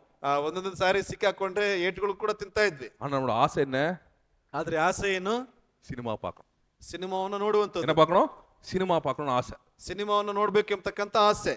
அப்புறம் கொஞ்சம் அதான் டீனேஜ்ல இருந்து அப்படியே வளர்ந்தாச்சு. ಅದಾದ ನಂತರದಲ್ಲಿ ವಯಸ್ಕ ಒಂದು ಸಮಯದಲ್ಲಿ ಮಧ್ಯ ವಯಸ್ಕಿನ ಸಮಯದಲ್ಲಿ ಬಂದಾಯ್ತು. கம்ப்யூட்டர் வாங்கி கொடுத்தாங்க. ಕಂಪ್ಯೂಟರ್ ಅನ್ನ ಕೊಡಿಸಿದ್ರು. அப்போ பாத்தீங்கன்னா எல்லா படமும் உள்ள இருந்துச்சு. ಅವಾಗ ನೋಡಿದ್ರೆ ಎಲ್ಲಾ ಸಿನಿಮಾಗಳು ಒಳಗಡೆ ಇದೆ. அங்க ஃப்ரெண்டு கிட்ட வாங்க வேண்டியது எல்லா படத்தையும் உள்ளே டவுன்லோட் பண்ணி படமா பாக்குறது தான் வேலை. ಅಲ್ಲಿ ಸ್ನೇಹಿತರ ಬಳಿಗೆ ಅಲ್ಲೇ ಇಲ್ಲಿ ತೆಗೆದುಕೊಂಡ್ಬಿಟ್ಟು ಎಲ್ಲವನ್ನ ನೋಡುವಂತದ್ದೇ ಒಂದು ಕೆಲಸ ಆಗೋಯ್ತು. ஏன்னா வந்து ஒரு காலத்துல என்ன பண்ண, கெட்டி வச்சிருந்தாங்களா, இப்போ விட்டுட்டாங்க ரிலீஸ் பண்ண மாதிரி. எங்க அப்பாக்கு தெரியாது படம் பாக்குறது. ಅಲ್ಲಿ ಒಂದು ದಿವಸದಲ್ಲಿ ಏನಪ್ಪಾ ಅಂತಂದ್ರೆ ಕಟ್ಟಿ ಹಾಕಿದಂತ ಒಂದು ರೀತಿಯಾದಂತ ಅನುಭವ. ಅದಾದ ನಂತರದಲ್ಲಿ ಏನಪ್ಪಾ ಅಂದ್ರೆ ಬಿಚ್ಚಲ್ಪಟ್ಟಂತದ್ದು ಅದು ಎಲ್ಲ ಅಂಕಲಿಗೆ ಗೊತ್ತಾಗ್ತಾ ಇರ್ಲಿಲ್ಲ. அதுக்கப்புறம் ரட்சிக்கப்பட்டதான் எனக்கு அதுல இருந்து விடுதலையே கிடைச்சிருக்கு. ಅದಾದ ನಂತರದಲ್ಲಿ ರಕ್ಷಣೆ ಹೊಂದಿದ ನಂತರದಲ್ಲಿ ಅದರಿಂದ ಬಿಡುಗಡೆ ಸಿಗಲ್ಪಡ್ತು. எல்லா படமும், விஜய் படம் இருந்து சரி, அஜித் படத்துல இருந்து எல்லா படத்தையும் பாத்துருவோம். ரிலீஸ் ஆகி கொஞ்ச நாள்ல படம் பாத்துருவோம். ಅಲ್ಲಿ ವಿಜಯ್ ಸಿನಿಮಾ ಆಗಿರ್ಬೋದು ಅಥವಾ ಸೂರ್ಯ ಸಿನಿಮಾ ಆಗಿರ್ಬೋದು, ಅದು ರಿಲೀಸ್ ಇರ್ಲಿಲ್ಲ ಅವಾಗ. ಇದು ಅಜಿತ್ ಅವರ ಏನಪ್ಪಾ ಅಂತಂದ್ರೆ ಸ್ವಲ್ಪ ದಿವಸಗಳಲ್ಲಿ ಒಂದು ಸಿನಿಮಾಗಳನ್ನ ನೋಡ್ತಿದ್ವಿ. ஆனா அதெல்லாம் மன நிம்மதியை குடிச்சா, ಅದೆಲ್ಲ ಒಂದು ಮನಸ್ಸಿನ ಒಂದು ಸಮಾಧಾನವನ್ನು ಕೊಡ್ತಾ ಇತ್ತ. டைம் குடுந்த மாதிரி இருந்துச்சு. ಆ ಸಮಯಕ್ಕೆ ಅದು ಕೊಟ್ಟ ರೀತಿಯಲ್ಲಿ ಇತ್ತು. ஆனா அந்த வெறுமை வந்து அப்படியே தான் இருந்துச்சு. ಆದ್ರೆ ಮನಸ್ಸಿನಲ್ಲಿ ಶೂನ್ಯತೆ ಅಂತಕ್ಕಂಥದ್ದು ಅದೇ ರೀತಿಯಾಗಿ ಕಾಣ್ತಾ ಇದೆ. அடுத்தது எப்போ புது படம் வரும், ಮುಂದಿನದು ಯಾವ್ದು ಹೊಸ ಸಿನಿಮಾ ಬರ್ತದೆ, அதுல புதுசா எப்படி இருக்கு, ಅದು ಯಾವ ರೀತಿಯಾಗಿ ಹೊಸದಾಗಿರ್ತದೆ, புது அதுல பாட்டு எப்படி இருக்கு, ಅದರಲ್ಲಿ இதே ஏதோ தேடிட்டே போயிட்டு இருக்கோம், ஒன்னும் கிடைக்கல. ಅದರಲ್ಲಿ ಇದೇ ರೀತಿಯಾಗಿ ಹುಡುಕ್ತಾನೆ ಹೋಗ್ತಾ ಇದ್ವಿ, ಅದ್ರಲ್ಲಿ ಏನು ಸಿಗ್ತಾ ಇರ್ಲಿಲ್ಲ. அந்த உலகம் நம்மளுக்கு இன்பத்தை கொடுக்கிறது வந்து கொஞ்ச நாள் தான். ಅಲ್ಲಿ ಲೋಕವು ಕೊಡುವಂತ ಒಂದು ಸಿಹಿ ಅದು ಸ್ವಲ್ಪ ಸಮಯದವರೆಗೆ ಮಾತ್ರನೇ. உலகம் கொடுக்குற உற்சாகம் கொஞ்ச நேரம் தான் உங்களுக்கு. ಅಲ್ಲಿ ಲೋಕವು ಕೊಡುವಂತ ಒಂದು ಸಮಾಧಾನ ಅದು ಸ್ವಲ್ಪ ದಿವಸಗಳವರೆಗೆ ಮಾತ್ರನೇ. அதே பையனும் அதே மாதிரி தான் என்ன பண்றான், ஓடி போய் என்ன பண்றான், அவன் இஷ்டம் வந்ததெல்லாம் சாப்பிட்றான், அவன் விபச்சாரம் பண்றான், குடிக்கிறான், வெறிக்கிறான், எல்லாம் பண்றான் அவன். ಅಲ್ಲಿ ಆತನ ಇಷ್ಟದ ಒಂದು ಪ್ರಕಾರವಾಗಿ ಕುಡಿತಾ ಇದ್ದಾನೆ, ಧೂಮಪಾನ ಮಾಡ್ತಾ ಇದ್ದಾನೆ, ಆತನಿಗೆ ಇಷ್ಟ ಬಂದ ಪ್ರಕಾರವಾಗಿ ಆತನ ಒಂದು ಜೀವಿತವನ್ನು ಮಾಡ್ತಾ ಇದ್ದಾನೆ. ஒரு நாள் வந்து ஒரு ஊர்ல வந்து ஒரு முடி வெட்டுற கடை இருந்துச்சா. ಒಂದು ದಿವಸ ಒಂದು ಊರಿನಲ್ಲಿ ಏನಪ್ಪಾ ಅಂತಂದ್ರೆ ಕ್ಷೌರ ಮಾಡುವಂತ ಒಂದು ಅಂಗಡಿ ಇತ್ತು. அது அந்த அந்த ஒரு மனிதர் வந்து என்ன பண்ணுவாரோ அந்த கடைக்கு தான் எப்பவும் போவாராம். ஏன்னா வேற கடை இல்ல, அந்த கடைக்கு தான் போயிட்டே இருப்பான். ಆ ವ್ಯಕ್ತಿ ಯಾವಾಗ್ಲೂ ಕೂಡ ಒಂದು ಅದೇ ಅಂಗಡಿಗೆ ತನ್ನ ಒಂದು ಕೂದಲನ್ನು ಕತ್ತರಿಸುವುದಕ್ಕೆ ಹೋಗ್ತಾ ಇದ್ರು. 10-15 வருஷம் அந்த கடைக்கு போறாராம். 10-15 ವರ್ಷಗಳವರೆಗೆ ಅದೇ ಅಂಗಡಿಗೆ ಹೋಗ್ತಾ ಇದ್ದ. அப்ப அந்த ஊர்ல ஒரு புதுசா ஒருத்தன் கடையை போட்டானா. ಆ ಊರಿನಲ್ಲಿ ಇನ್ನೊಬ್ಬ ಹೊಸದಾಗಿರ್ತಕ್ಕಂಥ ಒಂದು ಅಂಗಡಿನ ಹಾಕಲ್ಪಟ್ಟಿದ್ದಾನೆ. ಎಲ್ಲ ಬ್ರೈಟ್ ಲೈಟ್ இந்த மாதிரி ஃபோக்கஸ் லைட்லாம் போட்டானா, ಈ ರೀತಿಯಾಗಿ ಒಳ್ಳೆಯ ಏನಪ್ಪಾ ಅಂತಂದ್ರೆ ಫೋಕಸ್ ಲೈಟ್ ಗಳನ್ನೆಲ್ಲ ಹಾಕಿದ್ದಾರೆ. அழகு சேர் போட்டானா, ಸುಂದರವಾದಂತ ಒಂದು ಚೇರ್ ಗಳನ್ನ ಹಾಕಿದ್ದಾರೆ. முடி வெட்டுறவங்க சூட் போட்டிருப்பாங்களா, ಏನಪ್ಪಾ ಅಂದ್ರೆ ಕೂದಲನ್ನು ಕಟ್ ಮಾಡುವಂತವರು ಸೂಟನ್ನು ಹಾಕೊಂಡಿದ್ದಾರೆ. ஸோ இவனுக்கு வந்து சரிடா இப்படியாவது என்ன பண்ணணும், அந்த ஒரு புது கடையில போய் முடி வெட்டி ட்ரை பண்ணலாமே. ಇವರಿಗೆ ಒಂದು ಆಸೆ ಅಂತಂದ್ರೆ ಏನಾದ್ರೂ ಮಾಡಿ ಆ ಒಂದು ಹೊಸ ಅಂಗಡಿಗೆ ಹೋಗ್ಬಿಟ್ಟು ಕೂದಲನ್ನ ಕತ್ತರಿಸಲ್ಪಡಬೇಕಲ್ಲ ಅಂತ சரி புது கடைக்கு போனானா, ಸರಿ ಎಂಬುದಾಗಿ ಹೊಸ ಅಂಗಡಿಗೆ ಹೋಗಿದ್ದಾನೆ. நல்லா கூப்பிட்டு உபசரிச்சாங்களாம், ಬಹಳ ಉತ್ತಮ ರೀತಿಯಲ್ಲಿ ಏನಪ್ಪಾ ಅಂತಂದ್ರೆ ಉಪಚಾರ ಮಾಡಿದ್ದಾರೆ. புதுசா போட்டாங்களாம், கழுத்துக்கு ஏதோ கலர் எல்லாம் போட்டாங்களாம், ಕೊರಳಿಗೆ ಏನೇನೋ ಒಂದು ವಿಚಿತ್ರವಾದಂತ ಒಂದು ಬಣ್ಣಗಳನ್ನ ಹಾಕಲ್ಪಟ್ಟಿದ್ದಾರೆ. அது எப்படி எல்லாம் முடி வெட்டணும் டிசைன் எல்லாம் காமிச்சாங்களாம். ಯಾವ ರೀತಿಯಾಗಿ ಕೂದಲುಗಳನ್ನ ಕತ್ತರಿಸಬೇಕು ಎಂಬುದಾಗಿ ಡಿಸೈನ್ ಎಲ್ಲ ತೋರಿಸ್ತಾರೆ. அப்புறம் என்ன பண்ணாரா, அவர் முடி வெட்ட ஸ்டார்ட் பண்ணாராம். ಅವರು ಕೂದಲನ್ನು ಕತ್ತರಿಸುವುದಕ್ಕೆ ಪ್ರಾರಂಭಿಸಿದ್ದಾರೆ. அந்த ஒரு இது ட்ரிம்மர்னு சொல்லுவோம், அந்த ட்ரிம்மர் எடுத்து ಆ ಟ್ರಿಮ್ಮರ್ ಅನ್ನು ತೆಗೆದುಕೊಂಡು தலையில போட்டாராம். ಆ ತಲೆಗೆ ಹಾಕಿದ್ದಾರೆ. அந்த இதை மறந்துட்டாரு, கிளிப்பை மறந்துட்டாரு, ಆ ಕ್ಲಿಪ್ ಅನ್ನ ಮರ್ತು ಬಿಟ್ಟಿದ್ದಾರೆ. மொட்டையாயிருச்சு தலை. ಅಲ್ಲಿ ತಲೆ ಏನಪ್ಪಾ ಅಂತಂದ್ರೆ ಬೋರ್ಡ್ ಆಗೋಯ್ತು. தலை என்ன ஆயிருச்சு, மொட்டையாயிருச்சு. ತಲೆಯೇ ಬೋರ್ಡ್ ಆಗೋಯ್ತು. அப்புறம் தலையை மொட்டையா வெளியே வந்தாரா. ಅಲ್ಲಿ ತಲೆಯಲ್ಲಿ ಕೂದಲು ಇಲ್ಲದೇನೆ ಬರಲ್ಪಟ್ಟಿದ್ದಾರೆ. ஸோ அந்த மாதிரி ஒரு சில நேரத்தில் நம்ம என்ன பண்ணுவோம், புதுசு நல்லா இருக்கும் புதுசு நல்லா இருக்கும்னு போய் என்ன ஆயிரும், இருக்கிறதே நம்ம போயிடும் நம்மகிட்ட. ಅನೇಕ ಬಾರಿ ಹೊಸದು ಚೆನ್ನಾಗಿರ್ತದೆ ಎಂಬುದಾಗಿ ಇರುವಂತದನ್ನು ಕೂಡ ಏನಪ್ಪಾ ಅಂತಂದ್ರೆ ಕಲ್ತ್ಕೊಳ್ತೀವಿ. ஸோ இந்த மகனோட வாழ்க்கை அப்படிதான் இருந்துச்சு. ಈ ಒಂದು ಮಗನ ಜೀವಿತ ಅದೇ ರೀತಿಯಾಗಿತ್ತು. புது இன்பத்தை தேடி ஓடினாரு. ಅಲ್ಲಿ ಹೊಸದಾದಂತ ಒಂದು ರುಚಿಯನ್ನು ಹುಡುಕೊಂಡು ಹೋಗ್ತಾ ಇದ್ದಾನೆ. வீட்டுல வந்து பாத்தீங்கன்னா நிறைய நேரத்துல வந்து நான் நேத்து கூட என் வீட்டுல போய் கிச்சன் போய் பார்த்தேன். ನಿನ್ನೆ ದಿವಸ ಅಣ್ಣನವರು ಹೋಗ್ಬಿಟ್ಟು ಕಿಚನ್ ಅನ್ನು ನೋಡಿದ್ರು. அப்படியே பாத்திரம் எல்லாம் கிடக்குது, அழுக்க பாத்திரமா நிறைய கிடக்குது. ಅಲ್ಲಿ ಸುಂದರವಾದಂತ ಒಂದು ಪಾತ್ರೆಗಳು ಅಲ್ಲೆಲ್ಲ ಇದೆ. அது அன்னைக்கு மாத்திரம் தானா, அன்னைக்கு மாத்திரம் தான் அது மாத்திரமா, ಅಲ್ಲಿ ಅವತ್ತು ಮಾತ್ರ ಅದು முந்தானத்து போனாலும் அப்படிதான் இருந்திருக்கும். ಅಲ್ಲಿ ಹಿಂದಿನ ದಿವಸ ಹೋದ್ರು ಕೂಡ ಅದೇ ರೀತಿನೇ ಆಗಿದೆ. அதுக்கு பின்னாடி நாள் போனாலும் அப்படிதான் இருந்திருக்கும். ಅದರ ಹಿಂದಿನ ದಿವಸ ಹೋದ್ರು ಕೂಡ ಅದೇ ರೀತಿಯಾಗಿರ್ತದೆ. டெய்லி கழுவின பாத்திரத்தையே கழுவ வேண்டி இருக்கும். ಅಲ್ಲಿ ಪ್ರತಿ ದಿವಸ ತೊಳೆಯುವಂತ ಪಾತ್ರೆ ತೊಳಿತಾನೆ ಬೇಕಾಗ್ತದೆ. ஆனா அதான் சேஃப்டி, ಅದೇ ಸೇಫ್ಟಿ. அதான் என்னது நம்மளுக்கு சேஃப்டி, ಅದೇ ಸೇಫ್ಟಿ ನಮಗೆ. அந்த பையனும் என்ன பண்ணிருக்கலாம், அவங்க அப்பா வீட்லயே உட்காந்து என்ன பண்ணிருக்கலாம், புல்ல வெட்டிட்டு அவங்க அப்பா சொல்றதை கேட்டு இருந்திருக்கலாம். ಆ ಮಗ ಏನ್ ಮಾಡಬಹುದಾಗಿತ್ತು, ತಂದೆ ಹೇಳುವಂತ ಕೆಲಸವನ್ನ ಹುಲ್ಲನ್ನ ಕತ್ತರಿಸುವಂತದ್ದು ಅದೇ ಕೆಲಸಗಳನ್ನ ಮಾಡ್ಕೊಂಡು ಇರಬಹುದಾಗಿತ್ತು. அப்பா வந்து அவனுக்கு வந்து ஒரு என்ன பண்ண நீதியான வழியில நடத்தி கொண்டு போயிருப்பாரு. ಆ ತಂದೆ ಆತನನ್ನ ಸರಿಯಾದಂತ ನೀತಿಯ ಮಾರ್ಗದಲ್ಲಿ ಆತನ ನಡೆಸಿಕೊಂಡು ಹೋಗ್ತಾ ಇದ್ರು. ஆனா போர், ಆದ್ರೆ ಎಲ್ಲವೂ ಬೋರ್ ಹೊಡಿತಾ ಇದೆ. அவனுக்கு என்ன அடிச்சிச்சு, போர். ಎಲ್ಲವೂ ಬೋರ್ ಹೊಡಿತಾ ಇದೆ ಅವನಿಗೆ. பிசாசு இப்படிதான் சொல்லி கொடுப்பான், ಸೈತಾನನು ಹಿಂಗೆ ಕಲಿಸಿ ಕೊಡ್ತಾನೆ. பேரு உங்க பாரு எல்லா உலகத்துல எப்படி அனுபவிக்கிறாங்க, நீ என்ன பண்ற, வேஸ்ட் உன் வாழ்க்கை. ಅಲ್ಲಿ ಲೋಕದಲ್ಲಿ ನೋಡಿ ಅವರೆಲ್ಲ ಹೆಂಗೆ ಅನುಭವಿಸ್ತಾ ಇದಾರೆ, ನಿಂದು ಏನು ಇಲ್ಲ, ನಿನ್ ಏನಪ್ಪಾ ಅಂತಂದ್ರೆ ವೇಸ್ಟ್. அந்த பொய்யை நம்பாதீங்க, ಆ ಸುಳ್ಳನ್ನ ನೀವು ನಂಬೇಡ್ರಿ. அந்த மொட்டான மாதிரி மொட்டாயிரும் ஒரு சில நேரத்துல நம்மளும். ಆ ವ್ಯಕ್ತಿ ಬೋಡ ಮಾಡಿಸ್ಕೊಂಡ ರೀತಿಯಲ್ಲಿ ನೀವು ಕೂಡ ಬೋಡ ಮಾಡಿಸ್ಕೊಂಡ್ಬಿಡ್ತೀರಿ. புதுசுன்னு போய் நிறைய பேர் அவங்க வாழ்க்கையை அழிச்சிட்டாங்க. ಅಲ್ಲಿ ಹೊಸದು ಎಂಬುದಾಗಿ ಹೋಗ್ಬಿಟ್ಟು ಅನೇಕರು ಜೀವನವನ್ನು ಕಳೆದುಕೊಳ್ತಾರೆ. பைபிள்ல பவுல் என்ன சொல்லி கொடுக்குறாரு நம்மளுக்கு, ಸತ್ಯವೇದದಲ್ಲಿ ಪೌಲನು ಏನ್ ಹೇಳ್ಕೊಡ್ತಾರೆ ನಮಗೆ, போதும் என்ற மனசு நம்மளுக்கு என்னவா, நம்மளுக்கு ஒரு ஆதாயம், நல்ல ஆதாயம். ಅದು ಸಾಕು ಎಂಬತಕ್ಕಂತ ತೃಪ್ತಿದಾಯಕವಾದಂತ ಮನಸ್ಸು ನಮಗೆ ಒಳ್ಳೆಯ ಆದಾಯ. எனக்கு கொடுத்திருக்க வீடு தான் பெஸ்ட் வீடு, ದೇವರು ನನಗೆ ಕೊಟ್ಟಿರ್ತಕ್ಕಂಥದ್ದೇ ಬೆಸ್ಟ್ ಆದಂತ ಮನೆ. ஆண்டவர் எனக்கு கொடுத்திருக்க ஒரு புருஷனோ மனைவி இதான் பெஸ்ட் எனக்கு. ದೇವ್ರು ಕೊಟ್ಟಿರ್ತಕ್ಕಂಥ ಗಂಡ ಅಥವಾ ಹೆಂಡತಿಯೋ ನನಗೆ ಉತ್ತಮವಾಗಿರ್ತಕ್ಕಂಥದ್ದು. ஆண்டவருக்கு எனக்கு கொடுத்திருக்க சம்பளம் தான் கரெக்டான சம்பளம். ದೇವರು ನನಗೆ ಕೊಟ್ಟಿರ್ತಕ್ಕಂಥ ಸಂಬಳವೇ ಸರಿಯಾದಂತ ಒಂದು ಸಂಬಳ. ஆண்டவர் கொடுத்திருக்க எனக்கு பிள்ளைங்க தான் பெஸ்ட். ದೇವರು ಕೊಟ್ಟಿರ್ತಕ್ಕಂಥ ಮಕ್ಕಳೇ ನನಗೆ ಬಹಳ ಉತ್ತಮವಾದಂತ ಮಕ್ಕಳು. ஆண்டவர் என்னை அளந்து போஷிக்கிறார். ದೇವರು ನನ್ನನ್ನ ಅಳತೆ ಮಾಡಿ ಆತನು ಏನಪ್ಪಾ ಅಂತಂದ್ರೆ ಪೋಷಿಸ್ತಾ ಇದ್ದಾನೆ. போதுன்ற மனசு இருக்கணும், ಸಾಕು ಎಂಬತಕ್ಕಂಥ ಮನತೃಪ್ತಿ ಇರಬೇಕು. ஆண்டவர் உங்களை எல்லையை விரிவாக்குறாரா, ரொம்ப சந்தோஷம். ஆண்டவர் உங்க எல்லையை விரிவாக்குறாரா, ரொம்ப சந்தோஷம். ದೇವರು ನಿಮ್ಮ ವಿಸ್ತಾರವನ್ನ ಏನಪ್ಪಾ ಅಂತಂದ್ರೆ ಒಂದು ವಿಸ್ತಾರ ಮಾಡ್ತಾರೆ ಅಂತಂದ್ರೆ ಅದು ಸಂತೋಷನೇ. ஆனா என்ன பண்ணக்கூடாது, எப்பவும் எனக்கு அந்த புது அது அது வேணும் நம்ம யோசிச்சுக்கிட்டே இருக்கக்கூடாது. ಆದ್ರೆ ನನಗೆ ಅದು ಬೇಕು ಇನ್ನು ಬೇಕು ಎಂಬತಕ್ಕಂಥ ಒಂದು ಆಲೋಚನೆಯಲ್ಲಿ ಇರಲ್ಪಡಬಾರದು. ஏன்னா ஒரு காலத்துல எல்லா அவிசுவாசிகளும் இப்படிதான் இருந்திருக்காங்க. ಒಂದು ದಿವಸಗಳಲ್ಲಿ ಎಲ್ಲಾ ವಿಶ್ವಾಸಿಗಳು ಇದೇ ರೀತಿಯಾಗಿ ಕಾಣ್ತಾ ಇದ್ದರು. எபேசியர் 2 அதிகாரத்துல பாத்தீங்கன்னா, ಎಫೆಸದವರಿಗೆ 2ನೇ ಅಧ್ಯಾಯದಲ್ಲಿ ನೀವು ಗಮನಿಸಿದ್ರೆ 1வது வசனம் படிங்க. ಎಫೆಸದವರಿಗೆ 2ನೇ ಅಧ್ಯಾಯ 1ನೇ ವಚನವನ್ನು ಓದ್ರಿ. அக்கிரமங்களினாலும் பாவங்களினாலும் மரித்தவர்களாய் இருந்த உங்களை உயிர்ப்பித்தார். அவைகளில் நீங்கள் முற்காலத்திலே இவ்வுலக வழக்கத்திற்கேற்றபடியாகவும் பிற்காலத்திலே பூலோகத்துக்கு ஏற்றபடியாகவும் கீழ்ப்படியாம் பிள்ளைகளிடத்தில் கீழ்ப்படியாத பிள்ளைகள் போல இப்பொழுது கிரியை செய்கிற ஆகாயத்து அதிகார பிரபுவாகிய ஆவிக்கேற்றபடியாகவும் நடந்து கொண்டீர்கள். அப்புறம் அவர்களுக்குள்ளே நாம் எல்லாரும் முற்காலத்திலே நமது மாம்ச இச்சையின்படி முற்காலத்திலே மாமச இச்சையத்தின்படி நடந்து நடந்து நமது மாம்சமும் நம் மாம்சமும் மனசும் மனசும் விரும்பினவளை செய்து விரும்பினவளை செய்து சுபாவத்தினாலே சுபாவத்தினாலே மற்றவர்களைப் போல மற்றவர்களைப் போல கோபாக்கினையின் பிள்ளைகளாய் இருந்தோம். கோபானிக்கிற பிள்ளை. அப்புறம் என்ன சொல்றதுன்னா, நம்ம என்ன பண்ணணுமா, பழைய வாழ்க்கை அப்படின்னா நம்ம இயேசு கிறிஸ்து ஏற்றுக்கொள்றதுக்கு முன்னாடி நம்ம வாழ்க்கை எப்படி இருந்துச்சு? என்னெல்லாம் இச்சைகள் தோணுதோ இருதயத்திலேயோ மனசுலயோ அதெல்லாம் நம்ம செய்யணும் ಆಸೆಪಟ್ಟು. ಅಲ್ಲಿ ನಾವು ದೇವರನ್ನು ಅಂಗೀಕರಿಸಿಕೊಳ್ಳೋದಕ್ಕಿಂತ ಮುಂಚಿತವಾಗಿ ಶರೀರ ಭಾವದ ಆಸೆಗಳು ಏನೆಲ್ಲ ಇತ್ತು ಅದನ್ನೆಲ್ಲವನ್ನು ಮಾಡೋದಕ್ಕೆ ಆಸೆ ಪಡ್ತಾ ಇದ್ವಿ. இங்கிலீஷ்ல வந்து இப்போ சொல்றது green grass is greener on the other side அப்படிப்பாங்க. ಏನಪ್ಪಾ ಅಂತಂದ್ರೆ grass is greener on the other side அப்படிப்பாங்க. ಏನಪ್ಪಾ ಅಂತಂದ್ರೆ ಹುಲ್ಲು ಎಂಬತಕ್ಕಂಥದ್ದು ಇನ್ನೊಂದು ಭಾಗದಲ್ಲಿ ಏನಪ್ಪಾ ಅಂತಂದ್ರೆ ಇನ್ನು ಹಸಿರಾಗಿ ಕಾಣಲ್ಪಡುತ್ತದೆ ಎಂಬುದಾಗಿ. எவ்வளவுதான் புல்லு இருந்தாலும் ಅಲ್ಲಿ ಎಷ್ಟೇ ಹುಲ್ಲಿದ್ರು ಕೂಡ அங்க இருக்கிற புல்லு பாத்தீங்களா, அதான் பெஸ்ட் புல்லு. ಅಲ್ಲಿ ಕಾಣುವಂತ ಒಂದು ಹುಲ್ಲು ಏನಿದೆಯಲ್ಲ ಅದೇ ತುಂಬಾ ಹಸಿರಾಗಿದೆ. எப்பவும் மனிதனோட இயல்பு அது. ಅದೇ ಯಾವಾಗ್ಲೂ ಮನುಷ್ಯನ ಆಲೋಚನೆ ಅದೇ ರೀತಿನೇ. அந்த இருந்தா நல்லா இருக்குமே. ಆ ರೀತಿಯಾಗಿದ್ದಂದ್ರೆ ಚೆನ್ನಾಗಿತ್ತಲ್ಲ.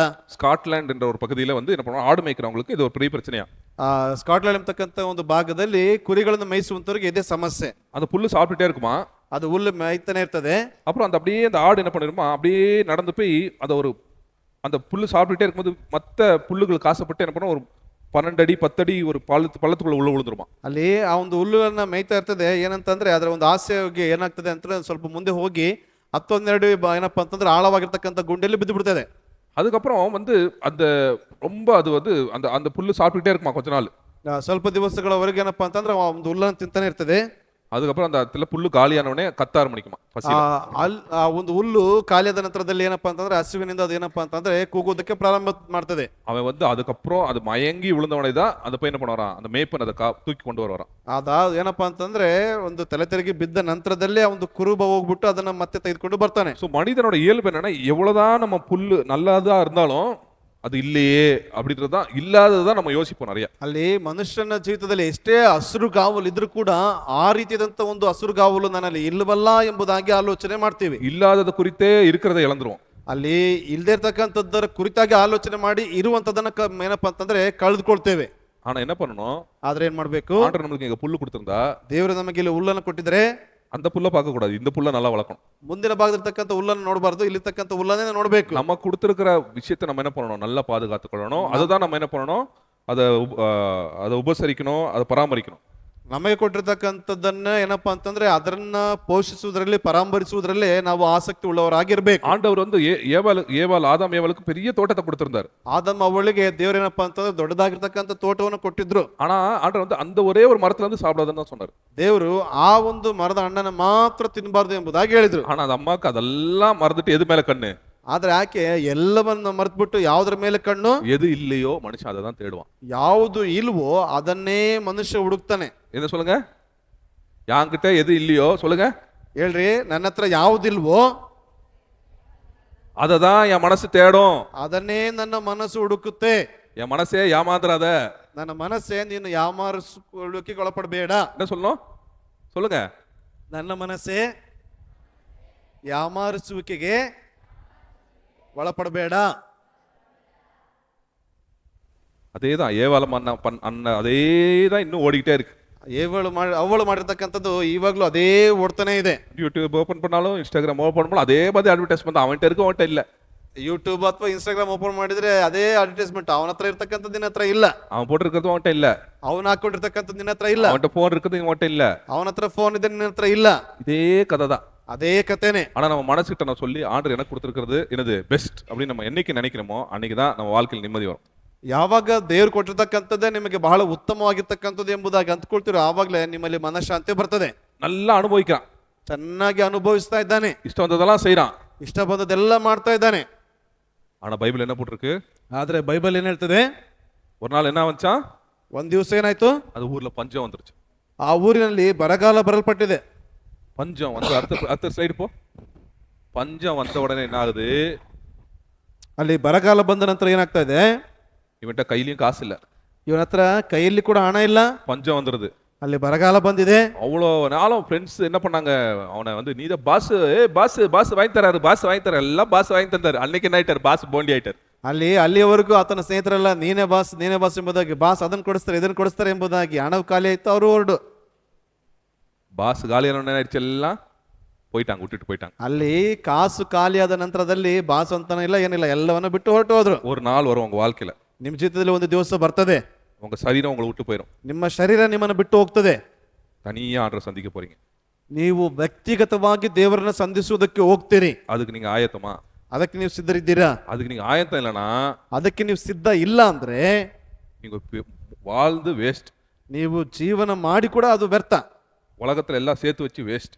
ಲೋಕದಲ್ಲಿ ಎಲ್ಲವನ್ನ ಸೇರಿಸಿಟ್ರು ಕೂಡ ಅದು ವ್ಯರ್ಥ. அலெக்சாண்டர்னு ஒருத்தர் இருந்தார். ಅಲೆಕ್ಸಾಂಡರ್ ಅಂತಕ್ಕಂಥ ಒಬ್ಬ ವ್ಯಕ್ತಿ ಇದ್ರು. அலெக்சாண்டர் த கிரேட் அப்படின்னு சொல்லுவாங்க அவரை. ಅಲೆಕ್ಸಾಂಡರ್ ದ ಗ್ರೇಟ್ ಎಂಬುದಾಗಿ ಅವರ ಹೆಸರನ್ನು ಹೇಳ್ತಾ ಇದ್ರು. இந்தியா வரைக்கும் வந்துட்டார், எல்லா நாடையும் பிடிச்சிட்டாரு. ಭಾರತದವರೆಗೂ ಬರಲ್ಪಟ್ಟಿದ್ದಾರೆ. ಎಲ್ಲಾ ದೇಶಗಳನ್ನ ಏನಪ್ಪಾ ಅಂತಂದ್ರೆ ಆಕ್ರಮಣ ಮಾಡಿಕೊಂಡು ಬಂದ್ರು. அடுத்து இந்தியாவை வந்து அவர் பிடிக்கிறதுக்கு முன்னாடி வந்துட்டு அவருக்கு நோய் வந்துருச்சு. ಅಲ್ಲಿ ಭಾರತವನ್ನ ಆಕ್ರಮಣ ಮಾಡುವುದಕ್ಕಿಂತ ಮುಂಚಿತವಾಗಿ ಅವರಿಗೆ ಒಂದು ರೋಗ ಬಂತು. அதனால என்ன பண்ணாரு, அவர் அந்த நோயிலிருந்து வெளியில வர முடியல. ಆ ರೋಗದಿಂದ ಅವರು ಹೊರಗಡೆ ಬರೋದಕ್ಕಾಗ್ಲಿಲ್ಲ. சாவர நிலைமையில அவரோட மினிஸ்டர் கூப்பிடுறாரு. ಆ ಸಾಯುವಂತ ಸಮಯದಲ್ಲಿ ಆತನ ಮಂತ್ರಿಯನ್ನ ಕರಿತಾ ಇದ್ದಾನೆ. நான் சாகும்போது என்ன பண்ணா, ரெண்டு கையும் வெளியே தான் இருக்கணும் அப்படின்னு. ನಾನು ಸಾಯುವಂತ ಸಮಯದಲ್ಲಿ ನನ್ನ ಎರಡು ಕೈಗಳು ಹೊರಗಡೆನೆ ಇರಬೇಕು. ಈ ರೀತಿಯಾಗಿ அப்படியே வச்சு என்ன புதைக்கணும் நீங்க அப்படின்னாங்க. ಅದೇ ರೀತಿಯಾಗಿ ನನ್ನನ್ನು ನೀವೇನ್ ಮಾಡ್ಬೇಕು, ಮಣ್ಣು ಮಾಡ್ಬೇಕು. அப்ப ஜனங்கள்லாம் வந்து கேட்பாங்க, எதுக்கு கையை ரெண்டையும் வெளியே வச்சிருக்கீங்க அப்படின்னு கேட்பாங்க. ಜನಗಳೆಲ್ಲ ಬಂದು ಕೇಳ್ತಾರೆ, ಯಾಕೆ ಕೈಗಳನ್ನ ಹೊರಗಡೆ ಇಟ್ಟಿದ್ದೀರಿ ಅಂತ. நான் இதையும் உலகத்துக்கு கொண்டு வரல, ನಾನು ಏನನ್ನೂ ಕೂಡ ಲೋಕಕ್ಕೆ ತೆಗೆದುಕೊಂಡು ಬರ್ಲಿಲ್ಲ. ராஜ்யத்தை நான் வந்து என்ன பண்ணேன், பிடிச்சேன், ஆனாலும் எதையும் கொண்டு போக முடியல. ಎಷ್ಟೋ ರಾಜ್ಯಗಳನ್ನ ನಾನು ಆಕ್ರಮಿಸಿಕೊಂಡಿದ್ದೇನೆ, ಆದ್ರೂ ಕೂಡ ಯಾವುದನ್ನು ತೆಗೆದುಕೊಂಡು ಹೋಗೋದಕ್ಕಾಗ್ಲಿಲ್ಲ. வெறுமையா நான் போயிட்டு இருக்கிறேன். ನಾನು ಬರಿಗೈಯಲ್ಲಿ ಹೋಗ್ತಾ ಇದ್ದೇನೆ. இதுல இருந்து மனிதர்கள் கற்றுக்கொள்ளட்டும், ಇದನ್ನ ಮನುಷ್ಯರು ಕಲ್ತ್ಕೊಳ್ಬೇಕು. நம்ம வெறுமையா வரோம், வெறுமையா போறோம் அப்படின்றது. ನಾವು ಬರಿದಾಗಿ ಬರ್ತೀವಿ, ಬರಿದಾಗಿನೇ ಹೋಗ್ತೀವಿ. ஒரு நாள் நம்ம ஆண்டரை சந்திக்க ஆயத்தமான்றது ரொம்ப ரொம்ப முக்கியமான ஒரு கேள்வியை நம்ம என்ன பண்ணணும், நம்ம வாழ்க்கையில சிந்திக்கணும். ನಾವು ದೇವರನ್ನ ಒಂದು ದಿವಸ ಸಂಧಿಸೋದಕ್ಕೆ ಹೋಗ್ತೀನಿ ಅಂತಕ್ಕಂಥ ಆಲೋಚನೆಯನ್ನ ನಾವು ಚಿಂತಿಸಲ್ಪಡಬೇಕು. ஆனா எப்போ நம்ம ஆண்டவர் கிட்ட தூரம் போறோமோ அப்போ வெறுமை இன்னும் ಜಾಸ್ತಿ ஆகும் நம்ம வாழ்க்கையில. ಯಾವಾಗ ನಾವು ದೇವರಿಂದ ನಾವು ದೂರ ಹೋಗ್ತೀವೋ ಆಗ ಶೂನ್ಯತೆ ಅಂತಕ್ಕಂಥದ್ದು ಇನ್ನೂ ಜಾಸ್ತಿ ಆಗ್ತಾನೆ ಹೋಗ್ತದೆ. படிங்க எரேமியா 2 அதிகாரம் 4 வசனம். ಆ ಯೆರೆಮೀಯ 2ನೇ ಅಧ್ಯಾಯ 4ನೇ ವಚನ. யாக்கோபின் குடும்பத்தாரே, ஆ, இஸ்ரவேல் குடும்பத்தின் வம்சங்களே, நீங்கள் எல்லாரும் கர்த்தருடைய வார்த்தையை கேளுங்கள். கர்த்தருடைய வார்த்தையை கேளுங்கள்.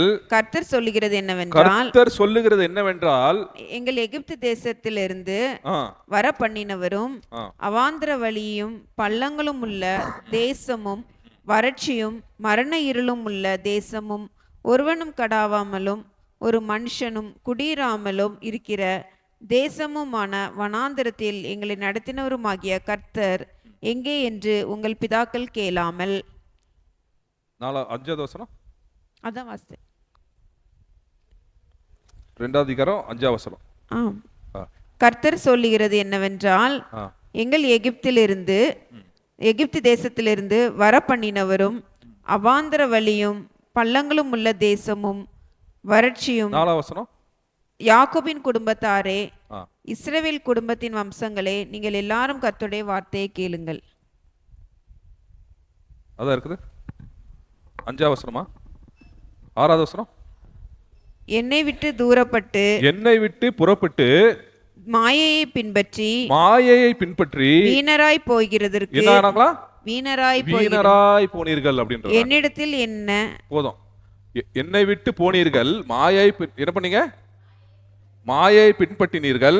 என்ன வந்துச்சு உங்களுக்கு வாழ்க்கையில, வீணாய் போனீர்கள். ಅಲ್ಲಿ ನನ್ನನ್ನ ಬಿಟ್ಟು ಹೋಗಲ್ಪಟ್ಟಿದ್ದೀರಿ.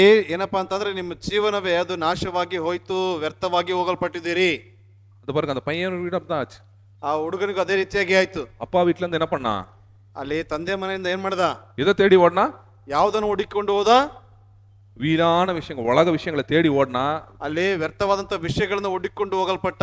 என்ன கிடைச்சு அவனுக்கு, ಏನ್ ಸಿಕ್ತ ಅವನಿಗೆ, வறுமை, ಶೂನ್ಯತೆ ಎಂಬುವಂಥದ್ದು, பஞ்சம், ಅಲ್ಲಿ ಏನಪ್ಪಾ ಅಂತಂದ್ರೆ ಬರಗಾಲ, பசி, ಹಸಿವು. அப்புறம் எல்லாரும் விட்டுட்டு போயிட்டாங்க. அவன் ಎಲ್ಲರೂ ಬಿಟ್ಟು ಹೋಗಲ್ಪಟ್ಟಿದ್ದಾರೆ. ரொம்ப பசிக்குது அவனுக்கு. அப்புறம் ತುಂಬಾ ಹಸಿವಾಗ್ತಾ ಇದೆ ಅವನಿಗೆ. அந்த பசியில சாப்பாடு கொடுக்கும் ಯಾರು இல்லைன்னு ಬೈಬಲ್ போட்டிருக்கு. ಅಲ್ಲಿ ಆ ಒಂದು ಹಸಿವಿಗೆ ಊಟ ಕೊಡುವುದಕ್ಕೂ ಕೂಡ ಯಾರಿಲ್ಲ ಎಂಬುದಾಗಿ ಬರೆಯಲ್ಪಟ್ಟಿದೆ. எல்லாரும் அவனை விட்டு போயிட்டாங்க. ಎಲ್ಲರೂ ಬಿಟ್ಟು ಹೋಗಿದ್ದಾರೆ. படிங்க அந்த 16வது வசனத்துல, 15 16 15 16ನೇ ವಚನ. சீக்கிரம் படிங்க. லூக்கா 15 அதிகாரம் 16 17.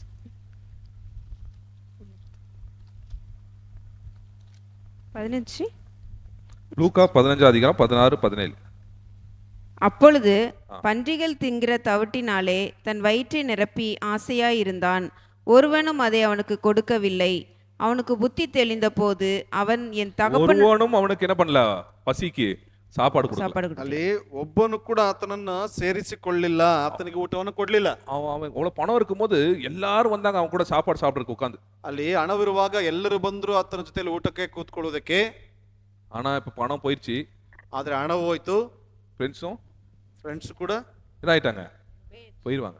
ಏನಾದ್ರು ಹೋಗ್ಬಿಟ್ರು. நல்ல ஞாபகம் வச்சுக்கோங்க உங்க வாழ்க்கையில. ಸರಿಯಾಗಿ ಗಮನದಲ್ಲಿಟ್ಟುಕೊಂಡ್ರೆ ಜೀವನದಲ್ಲಿ என் வாழ்க்கையில நான் வந்து நிறைய ஃப்ரெண்ட்ஸ் எனக்கு என் வாழ்க்கையில. ಆ ಅಣ್ಣನವರ ಜೀವಿತದಲ್ಲಿ ಅನೇಕ ಸ್ನೇಹಿತರು. 21 வயசுல வந்து எனக்கு இருக்கிற ஃப்ரெண்ட்ஸ் இங்க யாருக்குமே உங்களுக்கு அவ்வளவு ஃப்ரெண்ட்ஸ் இருந்திருக்காது. 21ನೇ ವಯಸ್ಸಿನಲ್ಲಿ ಅಣ್ಣನವರಿಗಿದ್ದಂತ ಸ್ನೇಹಿತರು ಇಲ್ಲಿ ಇರಿದಂತ ಯಾರು ಕೂಡ ಇರಲಿಲ್ಲ. எதுக்கு அந்த ஃப்ரெண்ட்ஸ் அவ்வளோ? ಯಾಕೆ ಅಷ್ಟು ಜನ ಸ್ನೇಹಿತರು? அண்ணன் எங்க கூப்பிட்டாலும் வருவாரு, ಅಣ್ಣ ಎಲ್ಲಿ ಕರೆದು ಕೂಡ ಬರ್ತಾರೆ, அண்ணன் என்ன கேட்டாலும் வாங்கி கொடுப்பாரு, ಅಣ್ಣ ಎಲ್ಲಿ ಕೇಳಿದ್ರು ಕೂಡ ಕೊಡಿಸ್ತಾರೆ. அண்ணா ஒரு பாஸ். ಅಣ್ಣ ಒಂದು ಬಾಸ್. ஆனா அப்புறம்தான் தெரிஞ்சிச்சு, ಅವಾಗ್ಲೇ ಗೊತ್ತಾಯ್ತು வாழ்க்கையில கொஞ்சம் அப்படி கீழே வர இருக்கும்போது, ನನ್ನ ಜೀವನ ಸ್ವಲ್ಪ ಕೆಳ ಹಂತಕ್ಕೆ ಬರುವಂತ ಸಮಯದಲ್ಲಿ படிப்புல ஃபெயில் ஆயாச்சு, ಅಲ್ಲಿ ವಿದ್ಯಾಭ್ಯಾಸದಲ್ಲಿ ಸೋಲು ಅನುಭವಿಸಿದೆ, கையில காசு இல்ல, ಕೈಯಲ್ಲಿ ಹಣ ಇಲ್ಲ, ஒரு பையில காணும் பக்கத்துல. ಒಬ್ಬ ವ್ಯಕ್ತಿನ ಕೂಡ ಕಾಣ್ತಾ ಇಲ್ಲ. உங்க வாழ்க்கையில இது தெரியணும், உங்க வாழ்க்கையில இது கத்துக்கணும் பாடம். இந்த பாடம் கற்றுக்கொள்ளலாம் நீங்க ஏமாந்து போயிட்டே இருப்பீங்க வாழ்க்கையில. ಅಲ್ಲಿ ಜೀವನದಲ್ಲಿ ನೀವು ಪಾಠಗಳನ್ನ ಕಲ್ತ್ಕೊಳ್ಳಿಲ್ಲ ಅಂತಂದ್ರೆ ಯಾಮಾರಿಸುವಿಕೆ ಒಳಪಡ್ತಾನೆ இந்த ಇರ್ತೀರಿ. வாழ்க்கை சொல்லி கொடுக்குற பாடங்களை நீங்க கற்றுக்கொண்டீங்கன்னா நீங்க ஞானி ஆவீங்க. ಈ ಲೋಕವು ಕಲಿಸಿಕೊಡ್ತಕ್ಕಂಥ, ಈ ಜೀವನ ಕಲಿಸಿಕೊಡ್ತಕ್ಕಂಥ ಪಾಠಗಳನ್ನ ಕಲ್ತ್ಕೊಟ್ರೆ ನೀವು ಜ್ಞಾನಿಗಳಾಗ್ತೀರಿ. இல்ல அது நீ அப்போஸ் பண்ணிட்டு அப்படி சண்டை போட்டுக்கிட்டே இருந்தீங்கன்னா முட்டாளையும் பெருமுட்டாளாயிருவீங்க. ಅಲ್ಲಿ ಇಲ್ಲ ಅಂತಂದ್ ಹೇಳ್ಬಿಟ್ಟು ನೀವು ಜಗಳ ಮಾಡ್ಕೊಂಡಿರ್ತೀರಿ ಅಂತಂದ್ರೆ ಮುಟ್ಟಾಳರಲ್ಲಿ ದೊಡ್ಡ ಮುಟ್ಟಾಳರಾಗಿ ನೀವು ಇರ್ತೀರಿ. நீதிமொழிகள் 14 அதிகாரம் 20 வசனம் படிங்க. ಜ್ಞಾನೋಕ್ತಿಗಳು 14ನೇ 20ನೇ ವಚನ. நீதிமொழிகள் 14 அதிகாரம் 20. ஞானிகளோடு சஞ்சரிக்கிறவன் ஞானம் அடைவான். ஞானியோட சஞ்சரிக்கிறவன் ஞானம் அடைவான். மூடருக்கு தோழனோ நாசமடைவான். அது இல்லையே. 14 அதிகாரம் 20 வசனம். தரித்திரன் தனக்கு அடுத்தவனாலும் பகைக்கப்படுகிறான். ஐஸ்வர்யவானுக்கோ அநேக சிநேகிதரும் உண்டு. தரித்திரனாயிட்டா என்ன பண்ணுவானா? சொந்தக்காரனே என்ன பண்ணுவான்? அவனை பகைப்பானா. ಅಲ್ಲಿ ಬಡವನಿಗೆ ನೆರೆಯವನು ಏನಂತಂದ್ರೆ ಅಸಹ್ಯವಾಗಿರ್ತಾನೆ. பணம் இருந்துச்சுன்னா அநேக சிநேகிதரும் உண்டு. அநேக சிநேகிதர் வருவாங்க. ಅದೇ ಹಣವಿದೆ ಅಂತ ಹೇಳುವಾಗ ಬಹು ಜನ ಸ್ನೇಹಿತರು ಬರ್ತಾರೆ. அப்போ பணக்காரர்களுக்கு சிநேகிதர்கள் நிறைய இருப்பாங்களா கம்மியா இருப்பாங்களா? ಹಾಗಾದ್ರೆ ಹಣವಂತರಿಗೆ ಅಥವಾ ಶ್ರೀಮಂತರಿಗೆ ಸ್ನೇಹಿತರು ಜಾಸ್ತಿ ಇರ್ತಾರ ಇಲ್ವಾ? ಜಾಸ್ತಿ இருப்பாங்க. ಜಾಸ್ತಿ ಇರ್ತಾರೆ. எதனால ಜಾಸ್ತಿ இருப்பாங்க? ಯಾವ ಕಾರಣದಿಂದಾಗಿ ಜಾಸ್ತಿ ಇರ್ತಾರೆ? எதனால? அவன் பணத்தை பார்த்து தான் வந்திருப்பாங்க எல்லாரும். ಎಲ್ಲರೂ ಆತನಲ್ಲಿರುವಂತ ಹಣವನ್ನ ನೋಡಿ ಬರ್ತಾರೆ. பணத்தை எடுத்துருங்க அவன்கிட்ட இருந்து, ಹಣವನ್ನು ತೆಗೆದುಬಿಡ್ತೀನಿ ಅವನಿಂದ, எல்லாம் ஓடி போயிடுவாங்க. ಎಲ್ಲರೂ ಓಡಿ ಹೋಗ್ತಾರೆ.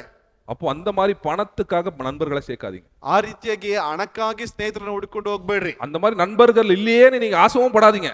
ಆ ರೀತಿಯಾದಂತಹ ಸ್ನೇಹಿತರು ಇಲ್ವಲ್ಲ ಎಂಬುದಾಗಿ ಆಸೆ ಪಡಬೇಡಿ. ஐயோ ஆண்டவரே ரொம்ப சந்தோஷம், அந்த மாதிரி பணப்பையை பிடிச்சவங்களை எங்களுக்கு என்ன பண்ணல, எனக்கு நண்பர்களா கொடுக்கலன்னு சந்தோஷப்படுங்க. ಅಯ್ಯೋ ಆ ರೀತಿಯಾದಂತಹ ಒಂದು ಹಣದ ಆಸೆ ಉಳ್ಳಂತ ಸ್ನೇಹಿತರನ್ನ ನನಗೆ ಕೊಡ್ಲಿಲ್ಲ ಎಂಬುದಾಗಿ ಸಂತೋಷವಾಗಿರಿ. அந்த பையனுக்கு அவங்க வீட்டுல பக்கத்துல அவங்க அப்பா வீட்டுல இருக்கும்போது ஒரு நல்ல நண்பர்கள் இருந்திருப்பாங்க. ಅಲ್ಲಿ ತಂದೆ ಮನೆಯಲ್ಲಿರುವಾಗ ಒಳ್ಳೆ ಸ್ನೇಹಿತರು ಇರಬಹುದು ಅವನಿಗೆ. அதெல்லாம் விட்டு வந்து இங்க என்ன பண்ணா, இருக்கிற எல்லா பணப்பை பிடிச்ச நண்பர்கள் எல்லாம் விட்டு போயிட்டாங்க. ಅಲ್ಲಿ ಅದನ್ನೆಲ್ಲ ಬಿಟ್ಟು ಇಲ್ಲಿ ಬರುವಂತ ಸಮಯದಲ್ಲಿ ಹಣದ ಒಂದು ದಾಹವುಳ್ಳಂತ ಒಂದು ಸ್ನೇಹಿತರನ್ನ ಇಟ್ಕೊಂಡು ಎಲ್ಲರೂ ಬಿಟ್ಟು ಹೋಗಲ್ಪಟ್ಟಿದ್ದಾರೆ. நீதிமொழிகள் 19 அதிகாரம் 4 வசனம் படிங்க.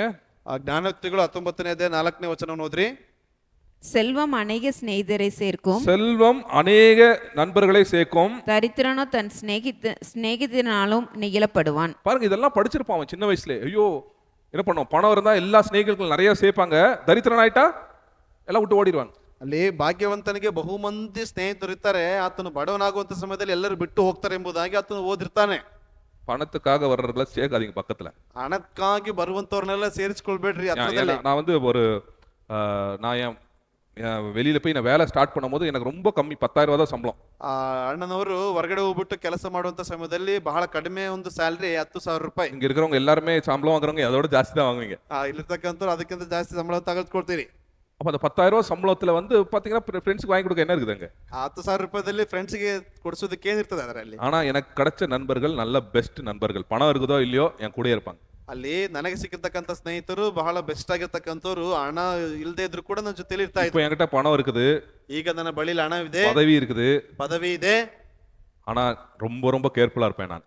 ಆದ್ರೆ ತುಂಬಾ ತುಂಬಾ ಜಾಗರೂಕತೆಯಿಂದ ಇರ್ತೀನಿ. ஏன்னா எனக்கு செல்வத்தை எதை சேர்க்கும்? ಅಲ್ಲಿ நண்பர்களை சேர்க்கும். ಭಾಗ್ಯವಂತನಿಗೆ ಏನಪ್ಪಾ ಅಂತಂದ್ರೆ ಬಹುಮಂದಿ ಸ್ನೇಹಿತರು ಅಂತೆ. அந்த ஆனா என்ன பண்ணுவோம், அந்த அந்த செல்வம் போச்சுன்னா ಆ ಒಂದು ಭಾಗ್ಯತನ ಹೋಯ್ತು ಅಂದ್ರೆ எல்லாம் ஓடிடுவானு, துண்ட காணும் துணியை காணும். ಎಲ್ಲರೂ ಓಡಿಬಿಡ್ತಾರೆ So ಅಲ್ಲಿಂದ. பாருங்க, ஆண்டோட வசனம் நம்மளை எப்படி நம்மளை எப்படி பாருங்க எப்படி சொல்லி கொடுக்குது நம்மளுக்கு. ಅಲ್ಲಿ ದೇವರ ವಚನ ನಮ್ಮನ್ನ ಯಾವ ರೀತಿಯಾಗಿ ತಿಳಿಸಿಕೊಡ್ತದೆ. ஒரு முட்டாள ஞானி ஆக்குறது ஆண்டோட வார்த்தைகள். ಅಲ್ಲಿ ದೇವರ ವಾಕ್ಯ ಒಬ್ಬ ಮುಟ್ಟಾಳನನ್ನ ಅಲ್ಲಿ ಜ್ಞಾನ ಉಳ್ಳವನಾಗಿ ಮಾಡ್ತದೆ. இன்னைக்கு நிறைய பணம் இருந்தா அவங்க சொந்தக்காரங்களாம் வந்து ஐயோ தீபு தீபு தீபு எல்லாம் மாலெல்லாம் போடுவாங்க. ಅಲ್ಲಿ ಸಂತದವ್ರು ಏನಪ್ಪಾ ಅಂತಂದ್ರೆ ಹಣವಿತ್ತು ಅಂತಂದ್ರೆ ಸಹೋದರ ಸಹೋದರ ಎಂಬುದಾಗಿ ಬಂದು ಹೂವಿನ ಹಾರವನ್ನೆಲ್ಲ ಹಾಕ್ತಾರೆ. நீங்க வந்து எப்படி இருக்கீங்களோ அப்படியே இருங்க. ನೀವು ಹೆಂಗಿದ್ರು ಅದೇ ರೀತಿಯಾಗಿ இப்படி இருக்கும் போது உங்களுக்கு யார் நண்பர்களா இருக்கணும், அந்த நண்பர்கள் இருந்தா போதும் அவங்க வாழ்க்கை. ಈಗ ಇರುವಾಗ ಯಾರು ಸ್ನೇಹಿತರಾಗಿದ್ದಾರೋ ಆ ಸ್ನೇಹಿತರಿದ್ರೇನೆ ಸಾಕು ನಿಮಗೆ. அதனாலதான் நிறைய நேரத்துல வந்து நான் செயின் போடக்கூடாது எல்லாம் போடக்கூடாதுன்னு நினைப்பேன். முடிஞ்ச அளவுக்கு எதுவுமே போடக்கூடாதுன்னு நினைப்பேன் நான். ಹಾಗಾಗಿ ಅನೇಕ ಸಂದರ್ಭ ಚೈನ್ ಅಥವಾ ಉಂಗುರಗಳನ್ನು ಹಾಕಬಾರ್ದು ಎಂಬುದಾಗಿ ಅಂದ್ಕೊಳ್ತೀನಿ. ஏன்னா மதிக்கணும்னா என் மனுஷனா மதி. ನೀನು ಮರ್ಯಾದೆ ಕೊಡ್ಬೇಕು ಅಂತಂದ್ರೆ ಮನುಷ್ಯನನ್ನ ನೋಡಿ ಮರ್ಯಾದೆ ಕೊಡು. யார்கிட்ட இருக்கிறத பார்த்து மதிச்சினா சவாசமா எனக்கு வேண்டாதா சாமி. ನನ್ನಲ್ಲಿರ್ತಕ್ಕಂಥದ್ದನ್ನು ನೋಡಿ ನೀನು ಏನಪ್ಪಾ ಅಂತಂದ್ರೆ ಮರ್ಯಾದೆ ಕೊಡ್ತೀನಿ ಅಂತಂದ್ರೆ ನಿನ್ನ ಸಹವಾಸವೇ ಬೇಡ. ஏன்னா எனக்கு காயப்படுத்தி ஓடிடுவ ஒரு நாள் இந்த மாதிரி நீ. என்னை காயப்படுத்திட்டு ஓடிடுவ ஒரு நாள். ಅವ್ರೇನಪ್ಪಾ ಅಂತಂದ್ರೆ ನನ್ನ ಗಾಯಪಡಿಸಿ ರೀತಿಯಾಗಿ ಓಡಿ ಹೋಗ್ಬಿಡ್ತಾರೆ. எனக்கு கன்னடால இந்த ஒரு பிடிச்ச ஒரு பாடல் என்னன்னா, ಈ ಬಡವನ ಬಾಲಲ್ಲಿ ಬೆಳಕಾಗಿ ಬಂದೆ ಏಸಯ್ಯ, ಈ ದೀನನ ಬಾಳನು ಮೇಲಕ್ಕೆತ್ತಿದೆ ಅಯ್ಯ. ஒரே ஒரு மனிதர் தான் அவன் பாக்கெட்ல என்ன இருக்குன்னு பார்க்காம வர்றது. யாரு? ஏசப்பா மாத்திரம் தான். ಒಬ್ಬರೇ ಒಬ್ಬ ವ್ಯಕ್ತಿ ನಿನ್ನ ಪಾಕೆಟ್ ನಲ್ಲಿ ಏನಿದೆ ಅಂತ ನೋಡ್ದೇನೆ ಬರ್ತಕ್ಕಂಥದ್ದು ಯೇಸು ಸ್ವಾಮಿ ಮಾತ್ರನೇ. போண்டியா இருந்தாலும் சரி, நீ பாண்டியா இருந்தாலும் சரி, ಬೋಂಡಿ ಅಂದ್ರೆ ಏನಿಲ್ಲ ಅಂದ್ರೂ ಸರಿ, ಪಾಂಡಿ ಅಂದ್ರೆ ಎಲ್ಲ ಇದ್ರು ಸರಿ, ನೀನು ನೋಡಿ ಬರ್ತಾರೆ. ನಿನ್ನಲ್ಲಿ ಜಾಸ್ತಿ ಇದ್ರು ಸರಿ, ನಿನ್ನಲ್ಲಿ ಏನಿಲ್ಲ ಅಂತಂದ್ರೂ ಕೂಡ ನಿನ್ನನ್ನು ನೋಡಿ ಬರುವಂತ ದೇವ್ರು. நீ பாவத்துல விழுந்தாலும் சரி, நீ நீதிமானா நின்னாலும் சரி, ஆண்டவர் உன் கூடயே தான் இருப்பார். ನೀನು ಪಾಪದಲ್ಲಿ ಇದ್ರು ಸರಿ, ನೀನು ನೀತಿವಂತನಾಗಿದ್ರು ಸರಿ, ದೇವ್ರ ನಿನ್ನ ಜೊತೆಲಿ ಬರ್ತಾರೆ. அதனால அந்த ஆண்டவரை விட்டு ஓடாதீங்க உங்க வாழ்க்கையில. ಹಾಗಾಗಿ ಆ ದೇವರನ್ನ ಬಿಟ್ಟು ನೀವು ಜೀವಿತದಿಂದ ನೀವು ಓಡಿ ಹೋಗ್ಬೇಡಿ. அதை விட்டுட்டு நீ உலக பிரகாரமா ஓடினீங்கன்னா வெறுமை என்ன பண்ணுவோம், மாயை தான் உங்க வாழ்க்கையில வந்து உட்கார்ந்து. ಅದನ್ನ ಬಿಟ್ಟು ನೀವು ಓಡೋದ್ರೆ ಅಂತಂದ್ರೆ ನಿಮ್ಮ ಜೀವನದಲ್ಲಿ ಶೂನ್ಯತೆ ಎಂಬುವಂತದ್ದೇ ಕಾಣಿಸಿಕೊಳ್ಳುತ್ತದೆ. சரியா? ஆண்டவர் அதனால உங்க வாழ்க்கையில ஆண்டவர் எதுக்கு மதிப்பு கொடுக்குறாரோ நீங்க அதுக்கு மதிப்பு கொடு கற்றுக்கொள்ளுங்க உங்க வாழ்க்கையில. ನಿಮ್ಮ ಜೀವನದಲ್ಲಿ ದೇವರು ಯಾವುದಕ್ಕೆ ಮರ್ಯಾದೆಯನ್ನು ಕೊಡ್ತಾ ಇದ್ರೋ ಅದಕ್ಕೆ ನೀವು ಮರ್ಯಾದೆಯನ್ನು ಸಲ್ಲಿಸುವಂತದನ್ನ ಕಲ್ತ್ಕೊಳ್ರಿ. ತಲೆ ಮೇಲೆ ಅವன் ಕೈ வச்சு உட்கார்ந்துக்கிறான், பசிக்குது, சாப்பாடு கொடுக்க ஆள் இல்ல. ಅಲ್ಲಿ ಹಸಿವಾಗ್ತಾ ಇದೆ, ಊಟ ಕೊಡೋದಕ್ಕೆ ಯಾರು ಇಲ್ಲ ಅಲ್ಲಿ. அது பணத்தை தேடி ஓடுறவங்க, இந்த பதவியை தேடி ஓடுறவங்க, இந்த மாதிரி எல்லாம் இருக்கிறவங்க சடனா இந்த மாதிரி உங்க வாழ்க்கையில ஒரு நாள் அப்படி ரியாலிட்டி ஸ்ட்ரைக்னு சொல்லுவோம், இந்த மாதிரி ஆயிரும் ஒரு நாள். ಅಲ್ಲಿ ಹಣವನ್ನ ಹುಡುಕೊಂಡು ಪದವಿಯನ್ನು ಹುಡುಕೊಂಡು ಹೋಗುವಂತವ್ರು ಅವ್ರ ಜೀವನದಲ್ಲಿ ಏನಪ್ಪಾ ಅಂತಂದ್ರೆ ಇದೇ ರೀತಿಯಾದಂತ ಒಂದು ಅನುಭವಗಳನ್ನ ಅವ್ರು ಅನುಭವಿಸ್ತಾರೆ ಜೀವನದಲ್ಲಿ. திடீர்னு கொலாப்ஸ் ஆயிரும், ತಕ್ಷಣವಾಗಿ ಎಲ್ಲವೂ ನಾಶ ಆಗಿ ಹೋಗ್ತದೆ. அந்த திடீர்ன்றது அவங்க என்ன பண்ற ஷாக், அப்படியே ஷாக் ஆயிரும் ಅಲ್ಲಿ ತಕ್ಷಣವಾಗಿ ಎಲ್ಲವೂ ನಾಶವಾಗಿ ಹೋಗುವಂತದ್ರಲ್ಲಿ ಏನಪ್ಪಾ ಅಂತಂದ್ರೆ ಅವರು ಶಾಕ್ ಆಗಿ ಹೋಗ್ತಾರೆ. பாவத்திலேயே அப்படியே இருந்தா சடனா ஒரு நாள் இந்த மாதிரி ஆயிரும், earthquake மாதிரி ஆயிரும். ಅಲ್ಲಿ துணிகரமா பாவம் செஞ்சுட்டே இருக்கும் இந்த மாதிரி ஆயிரும் ஒரு நாள். ಅಲ್ಲಿ ಭಯಂಕರವಾದಂತ ಪಾಪದಲ್ಲಿ ಇರುವಂತ ಸಮಯದಲ್ಲಿ ಈ ರೀತಿಯಾಗಿ ಅವರ ಜೀವನ ಆಗಿ ಹೋಗ್ತದೆ. அடுத்தது பாத்தீங்கன்னா என்ன ஆகுது, ಮುಂದಿನದನ್ನ ಗಮನಿಸ್ರಿ. அங்க உட்கார்ந்துருக்கான் பண்ணி இது கூட உட்கார்ந்துருக்கான். ಅಲ್ಲಿ ಹಂದಿ ಮೇಯಿಸುವಂತ ಒಂದು ಸ್ಥಳದಲ್ಲಿ ಕೂತ್ಕೊಂಡಿದ್ದಾನೆ. உட்காந்துட்டு ஐயோ பசிக்குதே, சாப்பாடு கொடுக்க ஆள் இல்லை, எல்லாரும் இல்லை, ஒரு அவ்வளோ வாங்கி கொடுத்தேன், பீட்சாவா வாங்கி கொடுத்தேன், எவ்வளோ வாங்கி கொடுத்தேன், சிக்கனா வாங்கி கொடுத்தேன், ஒருத்த என்ன கொடுக்க கஞ்சி கூட கொடுக்க மாட்டேங்கிறேன் எனக்கு. ಅಲ್ಲಿ ಅಷ್ಟು ಪಿಜ್ಜಾನ ಕೊಡಿಸಿದೆ, ಚಿಕನ್ ಕೊಡಿಸಿದೆ, ಇಷ್ಟೆಲ್ಲ ಕೊಡಿಸಿದ್ರು ಕೂಡ ಒಬ್ಬನಾದ್ರೂ ಒಂದು ಊಟವನ್ನು ಕೊಡಿಸೋದಕ್ಕೆ ಒಬ್ಬನು ಇಲ್ವಲ್ಲ. அவன் உண்மையான நிலைமையை அப்பதான் புரிந்து கொள்றான். ನಿಜವಾದಂತ ಪರಿಸ್ಥಿತಿಯನ್ನು ಆವಾಗಲೇ ಅವನನ್ನು ಅರ್ಥ ಮಾಡಿಕೊಳ್ತಾನೆ. படிங்க அந்த 17 வசனத்துல. அவனுக்கு புத்தி தெளிந்த போது, புத்தி தெளிஞ்சிச்சான் பாருங்க, இப்பதான் என்ன ஆகுது, அவனுக்கு புத்தி தெளிந்தது அப்படின்னு போட்டிருக்கு. ಆಗಲೇ ಆತನಿಗೆ ಏನಪ್ಪಾ ಅಂತಂದ್ರೆ ಅರಿವು ಉಂಟಾಗ್ತಾ ಇದೆ. உங்க வாழ்க்கையில பாருங்க, இந்த கஷ்டங்கள் வரும்போது, இந்த மாதிரி கஷ்டங்கள் நெருக்கடி வரும்போது உங்க புத்தி தெளியணும். ಈ ರೀತಿಯಾದಂತ ಕಷ್ಟಗಳು ಬರುವಾಗ ನಿಮಗೆ ಬುದ್ಧಿತನ ಅದು ಗೊತ್ತಾಗಲ್ಪಡಬೇಕು. அப்பவும் உங்க புத்தி தெளியலன்னு வைங்களேன், ಆಗ್ಲೂ ಕೂಡ ನಿಮಗೆ ಬುದ್ಧಿ ಬರ್ಲಿಲ್ಲ ಅಂದ್ರೆ நம்ம என்ன சொல்றது, ನಾವೇನ್ ಹೇಳೋದು, உங்க வாழ்க்கையில வர்ற ஒரு சில கஷ்டங்களை வச்சு உங்க புத்தி தெளியணும். ನಿಮ್ಮ ಜೀವನದಲ್ಲಿ ಬರುವಂತ ಕಷ್ಟಗಳಿಂದ ನಿಮಗೆ ಬುದ್ಧಿ ಗೊತ್ತಾಗಬೇಕು. படிங்க அதுக்கப்புறம். என் தகப்பனுடைய கூலிக்காரர் எத்தனையோ பேருக்கு பூர்த்தியான சாப்பாடு இருக்கிறது, நானோ பசியினால் சாகிறேன். ஐயோ, அப்பதான் நினைக்கிறான் எங்க அப்பா வீட்டுல என்ன இருக்குது, வேலை செய்யறவங்களுக்கு கூட நல்லா வயிறு சாப்பிடறான்ப்பா, எனக்கு வந்து என்ன கிடைக்கல, அவன் மகனா இருந்து கூட எனக்கு பசியில சாப்பாடு கிடைக்கல அப்படின்னு யோசிக்கிறான். ಅಲ್ಲಿ ಯೋಚನೆಯನ್ನ ಮಾಡ್ತಾ ಇದ್ದಾನೆ ಬುದ್ಧಿಮಂತರ ನಂತರದಲ್ಲಿ, ತಂದೆಯ ಮನೆಯಲ್ಲಿ ಬಹಳ ಮಂದಿ ಕೂಲಿಗಾಳುಗಳಿದೆ, ಅವರಿಗೆ ಬೇಕಾದಷ್ಟು ಆಹಾರವಿದೆಯಲ್ಲ ಎಂಬುದಾಗಿ. இப்ப பாருங்க, இந்த மாதிரி தெளிந்த புத்தியோட யோசிக்க கற்றுக்கொள்ளணும். நீங்க ಈ ರೀತಿಯಾದಂತ ಸ್ಪಷ್ಟ ಬುದ್ಧಿಯಲ್ಲಿ ಯೋಚನೆ ಮಾಡುವಂತದನ್ನ ಕಲ್ತ್ಕೊಳ್ಬೇಕು. பிசாசுக்கு பிடிக்காதது இதுதான். ಸೈತಾನನಿಗೆ ಇಷ್ಟವಾಗದಿರ್ತಕ್ಕಂಥದ್ದು ಇದೇನೆ. என்னைக்கு உன்னை பத்தி நீ யோசிக்க ஆரம்பிக்கிறியோ ಯಾವಾಗ ನಿನ್ನ ಕುರಿತಾಗಿ ನೀನು ಆಲೋಚನೆಯನ್ನು ಮಾಡೋದಕ್ಕೆ ಪ್ರಾರಂಭಿಸ್ತೀಯೋ நீ மனம் திரும்பிடுவ. ನೀನು ಮಾನಸಾಂತರ ಹೊಂತಿ. அவனுக்கு அதெல்லாம் அந்த இடத்துக்கு வரவிட மாட்டான். ಅದನ್ನೆಲ್ಲ ಬರುವುದಕ್ಕೆ ಬಿಡುವುದಿಲ್ಲ ಅವನು. அதனாலதான் ஏதாவது போதையை கொடுப்பான் அவங்களுக்கு. ಹಾಗಾಗಿ ಯಾವ್ದಾದ್ರೂ ಒಂದು ರೀತಿಯಾದಂತ ಒಂದು ಮದ್ಯವನ್ನ ರೀತಿಯಲ್ಲಿ ಕೊಡ್ತಾನೆ. சினிமா போதை, ಸಿನಿಮಾದ ಒಂದು ಮದ್ಯ ಆಗಿರ್ಬೋದು, குடி போதை, ಆ ಕುಡಿತದ ಒಂದು ಚಟಗಳಾಗಿರ್ಬೋದು, இச்சை போதை, ಆ ಒಂದು ಆಸೆ ಪಾಸೆ ಒಂದು ಚಟವಾಗಿರಬಹುದು, மத போதை, மத போதை, ಆ ಮತದ ಒಂದು ಚಟವಾಗಿರಬಹುದು. ஏதோ ஒரு போதையை கொடுத்து என்ன பண்ணிடுவான், நீ உன்னை பத்தி யோசிக்காத, எல்லார பத்தி யோசி, உன்னை பத்தி மாத்திரம் நீ யோசிக்காத அப்படின்னு. ನೀನು ಬೇರೆಯವರ ಬಗ್ಗೆ ನೀನು ಯೋಚನೆಯನ್ನ ಮಾಡು, ಆದ್ರೆ ನಿನ್ನ ಬಗ್ಗೆ ಮಾತ್ರ ನೀನು ಯೋಚನೆ ಮಾಡಬೇಡ ಎಂಬತಕ್ಕಂತ ಒಂದು ಆಲೋಚನೆ. ஆனா இவன் பண்ணிக்கிட்ட இருக்கும்போது யோசிக்கிறான். ಆದ್ರೆ ಇಲ್ಲಿ ಹಂದಿಯ ಒಂದು ಹತ್ರ ಇರ್ಬೇಕಾದ್ರೆ ಯೋಚನೆ ಮಾಡ್ತಾ ಇದ್ದಾನೆ. அப்பதான் அவனுக்கு உணர்வு வருது. ಆಗ ಆತನಿಗೆ ಒಂದು ಬುದ್ಧಿ ಬರ್ತಾ ಇದೆ. ஐயோ ಅಯ್ಯಯ್ಯೋ, எங்க அப்பா வீட்டுல எல்லாம் இப்படி இருக்கிறாங்கப்பா, ನನ್ನ ತಂದೆ ಮನೇಲಿ ಎಲ್ಲರೂ ಹಿಂಗಿದ್ದಾರೆ, வேலைக்காரங்களே ரொம்ப சந்தோஷமா இருக்கிறாங்க, ಕೆಲಸದವರೇ ಚೆನ್ನಾಗಿ ಸಂತೋಷವಾಗಿದ್ದಾರೆ, என் நிலைமை என்ன எப்படி இருக்குது, ನನ್ನ ಪರಿಸ್ಥಿತಿ ಹಿಂಗಿದೆ. எனக்கு வந்து லெல்வின் சாமியல்னு ஒருத்தர் ரொம்ப பிடிக்கும். ಲೆಲ್ವಿನ್ ಸ್ಯಾಮ್ ಅಂತಕ್ಕಂಥವ್ರು ಸೇವಕರಿಗೆ ತುಂಬಾ ಇಷ್ಟ ಆಗ್ತಾರೆ. அவர் நல்ல ಅழகಾ பாட்டு பாடுவார் யூடியூப்ல. ಯೂಟ್ಯೂಬ್ ನಲ್ಲಿ ಚೆನ್ನಾಗಿ ಹಾಡುಗಳನ್ನ ಆಡ್ತಾರೆ. அப்போ வந்து ஒரு நாள் அவர் சாட்சியை சொல்றாரு. ಒಂದು ದಿವಸ ಅವರು ಒಂದು ಸಾಕ್ಷಿಯನ್ನು ಹೇಳ್ತಾ ಇದ್ದಾರೆ. முடிஞ்சா நான் நம்ம குரூப்ல போட்டு விடுறேன் சாட்சியை. ಸಾಧ್ಯವಾದ್ರೆ ಆ ಒಂದು ಗ್ರೂಪ್ ಅಲ್ಲಿ ಆ ಒಂದು ಸಾಕ್ಷಿನ ನಾನು ಕಳಿಸ್ತೀನಿ. அவர் என்ன சொல்றாரு, அவர் ரட்சிக்கப்படுற ஒரு விஷயம் சொல்றாரு. அவர் ಆ ರಕ್ಷಣೆ ಹೊಂದಿದ ನಂತರದಲ್ಲಿ ಕೆಲವು ವಿಷಯಗಳನ್ನು ಅವ್ರು ಏನ್ ಹೇಳ್ತಾರೆ, அவர் கேக்குறாரு, எப்படி நீங்க ரட்சிக்கப்பட்டீங்கன்னு கேக்குறாரு. ಅವ್ರು ಕೇಳ್ತಿದ್ರೆ ಹೇಗೆ ನೀವು ರಕ್ಷಣೆಯನ್ನು ಹೊಂದಿದ್ರಿ ಅಂತ. பயங்கரம் குடிக்காரு, ಭಯಂಕರವಾದಂತ ಮದ್ಯಪಾನಕ್ಕೆ ದಾಸ, காலையில இருந்து நைட் வரைக்கும் குடிச்சிட்டே இருப்பாரு. அவர் ಮುಂಜಾನೆಯಿಂದ ರಾತ್ರಿಯವರೆಗೂ ಕುಡಿಕತನದಲ್ಲೇ ಇದ್ದಂತವರು. ஆனா நல்ல மியூசிக் டைரக்டர் போடுவார். ಆದ್ರೆ ಬಹಳ ಉತ್ತಮವಾದಂತ ಮ್ಯೂಸಿಕ್ ಅನ್ನ ವಾದ್ಯವನ್ನು ಬಾರಿಸುವಂತ ಒಂದು ಮ್ಯೂಸಿಕ್ ಡೈರೆಕ್ಟರ್. ஆனா அந்த குடி பழக்கத்துக்கு அடிமையா இருந்தார். ಆದ್ರೆ ಈ ಒಂದು ಮದ್ಯಪಾನಕ್ಕೆ ಚಟವಾಗಿ ಬದಲಾಗಲ್ಪಟ್ಟಿದೆ. சர்ச்சுக்கு போயிட்டு இருந்தாரு, ಸಭೆಗೆ ಹೋಗ್ತಾ ಇದ್ರು, ஆண்டவர் வார்த்தை கேட்டுட்டு இருந்தாரு, ದೇವರ ವಾಕ್ಯಗಳನ್ನ ಕೇಳ್ತಾ ಇದ್ರು. அந்த குடி பழக்கத்துல இருந்து வெளியில வரவே இல்லை. ಆದ್ರೆ ಒಂದು ಹವ್ಯಾಸದಿಂದ ಅವ್ರಿಗೆ ಹೊರಗಡೆ ಬರೋದಕ್ಕೆ ಆಗ್ತಾ ಇರ್ಲಿಲ್ಲ. அப்புறம் என்ன ஆகுது, ஒரு நாள் ஒரு ஹார்ட் அட்டாக். ಒಂದು ದಿವಸ ಅವರಿಗೆ ಹೃದಯಾಘಾತ ಆಗ್ತಾ ಇದೆ. ஹார்ட் அட்டாக் வந்த உடனே போய் அப்புறம் வந்து வீட்டுல வந்து அவங்க என்ன பண்றாங்க, வீட்டுல எல்லாம் பயந்து ஒரு ஆம்புலன்ஸ்ல கொண்டு போயிட்டு இருக்காங்க. ಅಲ್ಲಿ ಮನೆಯಲ್ಲಿ ಎಲ್ಲರೂ ಅವರಿಗೆ ಹೃದಯಾಘಾತ ಆಗುವಂತ ಸಂದರ್ಭದಲ್ಲಿ ಭಯದಿಂದ ಮನೆಯವರು ಅವರನ್ನ ಆಸ್ಪತ್ರೆಗೆ ಕರ್ಕೊಂಡು ಹೋಗ್ತಾ ಇದ್ದಾರೆ. அந்த ಆಂಬುಲೆನ್ಸ್ல படுத்திருக்கிறாராம். ಆಂಬುಲೆನ್ಸ್ ಮಲ್ಕೊಂಡಿದ್ದಾರೆ. அப்போ மேல பாக்குறாராம், ಮೇಲೆ ನೋಡ್ತಾ ಇದ್ದಾರೆ. அப்போ என்னடா இது, ஆண்டவரோட பிள்ளையா நீ இருந்துட்டு இப்படி பிச்சைக்காரை மாதிரி படுத்து கிடக்குறியே, ಆ ದೇವರ ಮಗನಾಗಿದ್ದು ನೀನ್ ಈ ರೀತಿಯಾಗಿ ಭಿಕ್ಷುಗಾರನ ರೀತಿಯಲ್ಲಿ ಮಲ್ಕೊಂಡಿದೆಯಲ್ಲ, இது உனக்கே நல்லதா அப்படின்னு அவரೇ யோசிக்கிறார், சிந்திக்கிறார். அவரே ಇದು ನಿನಗೆ ಒಳ್ಳೆಯದ ಎಂಬುದಾಗಿ ಅವರ ಕುರಿತಾಗಿ ಅವರೇ ಆಲೋಚನೆ ಮಾಡ್ತಾ ಇದ್ದಾರೆ. அப்படியே அவர் கண்ணுல தண்ணி வருதா, ಅದೇ ರೀತಿಯಾಗಿ ಅವರ ಕಣ್ಣಿಂದ ನೀರುಗಳು ಬರ್ತಾ ಇದೆ. ஆண்டவர் பள்ளியா இருக்கவன் எப்படி இருக்கான், ஒரு எப்படி படுத்து கிடக்கான், பிச்சைக்காரை மாதிரி படுத்து கிடக்குறியே. ಅಲ್ಲಿ ದೇವರ ಮಗನಾಗಿರ್ತಕ್ಕಂಥ ನೀನು ಭಿಕ್ಷುಗಾರನ ರೀತಿಯಲ್ಲಿ ಮಲಗಿಕೊಳ್ಳಲ್ಪಟ್ಟಿದ್ದಿ. அப்படியே பரலோகத்தை பாக்குறானா, ಅದೇ ರೀತಿಯಾಗಿ ಪರಲೋಕವನ್ನು ನೋಡ್ತಾ ಇದ್ದಾನೆ. அப்படியே மன்னிப்பு கேட்கிறான் ஆண்டவர்கிட்ட. ಅದೇ ರೀತಿಯಾಗಿ ದೇವರಲ್ಲಿ ಕ್ಷಮಾಪಣೆಯನ್ನ ಕೇಳ್ತಾ ಇದ್ದಾನೆ.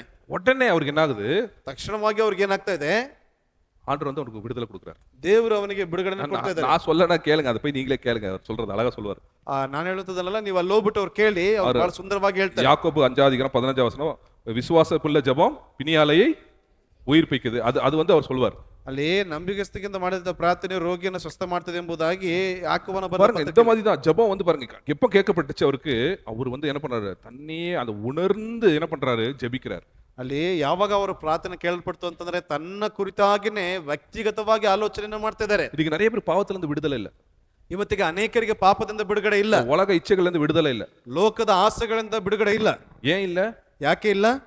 இந்த மாதிரி உணர்வுள்ள விசுவாசம் இல்ல, ಈ ರೀತಿಯಾದಂತ ಪರಿಪೂರ್ಣವಾದಂತ ನಂಬಿಕೆ ಅವರಲ್ಲಿ ಇಲ್ಲ. அந்த உணர்வுக்கு வரணும். ಆ ಒಂದು ಅರಿತುಕೊಳ್ಳುವಂತದ್ದು ಬರಲ್ಪಡಬೇಕು. ஐயோ நான் தப்பு பண்ணிட்டேனே, ಅಯ್ಯೋ ನಾನು ತಪ್ಪನ್ನ ಮಾಡಿದ್ದೇನೆ. யாருக்கு விரோதமா, ಯಾರಿಗೆ ವಿರುದ್ಧವಾಗಿ? பாருங்க அந்த பையன் என்ன சொல்றான் பாருங்க, 15 அதிகாரத்துல அவன் என்ன சொல்றான் பாருங்க.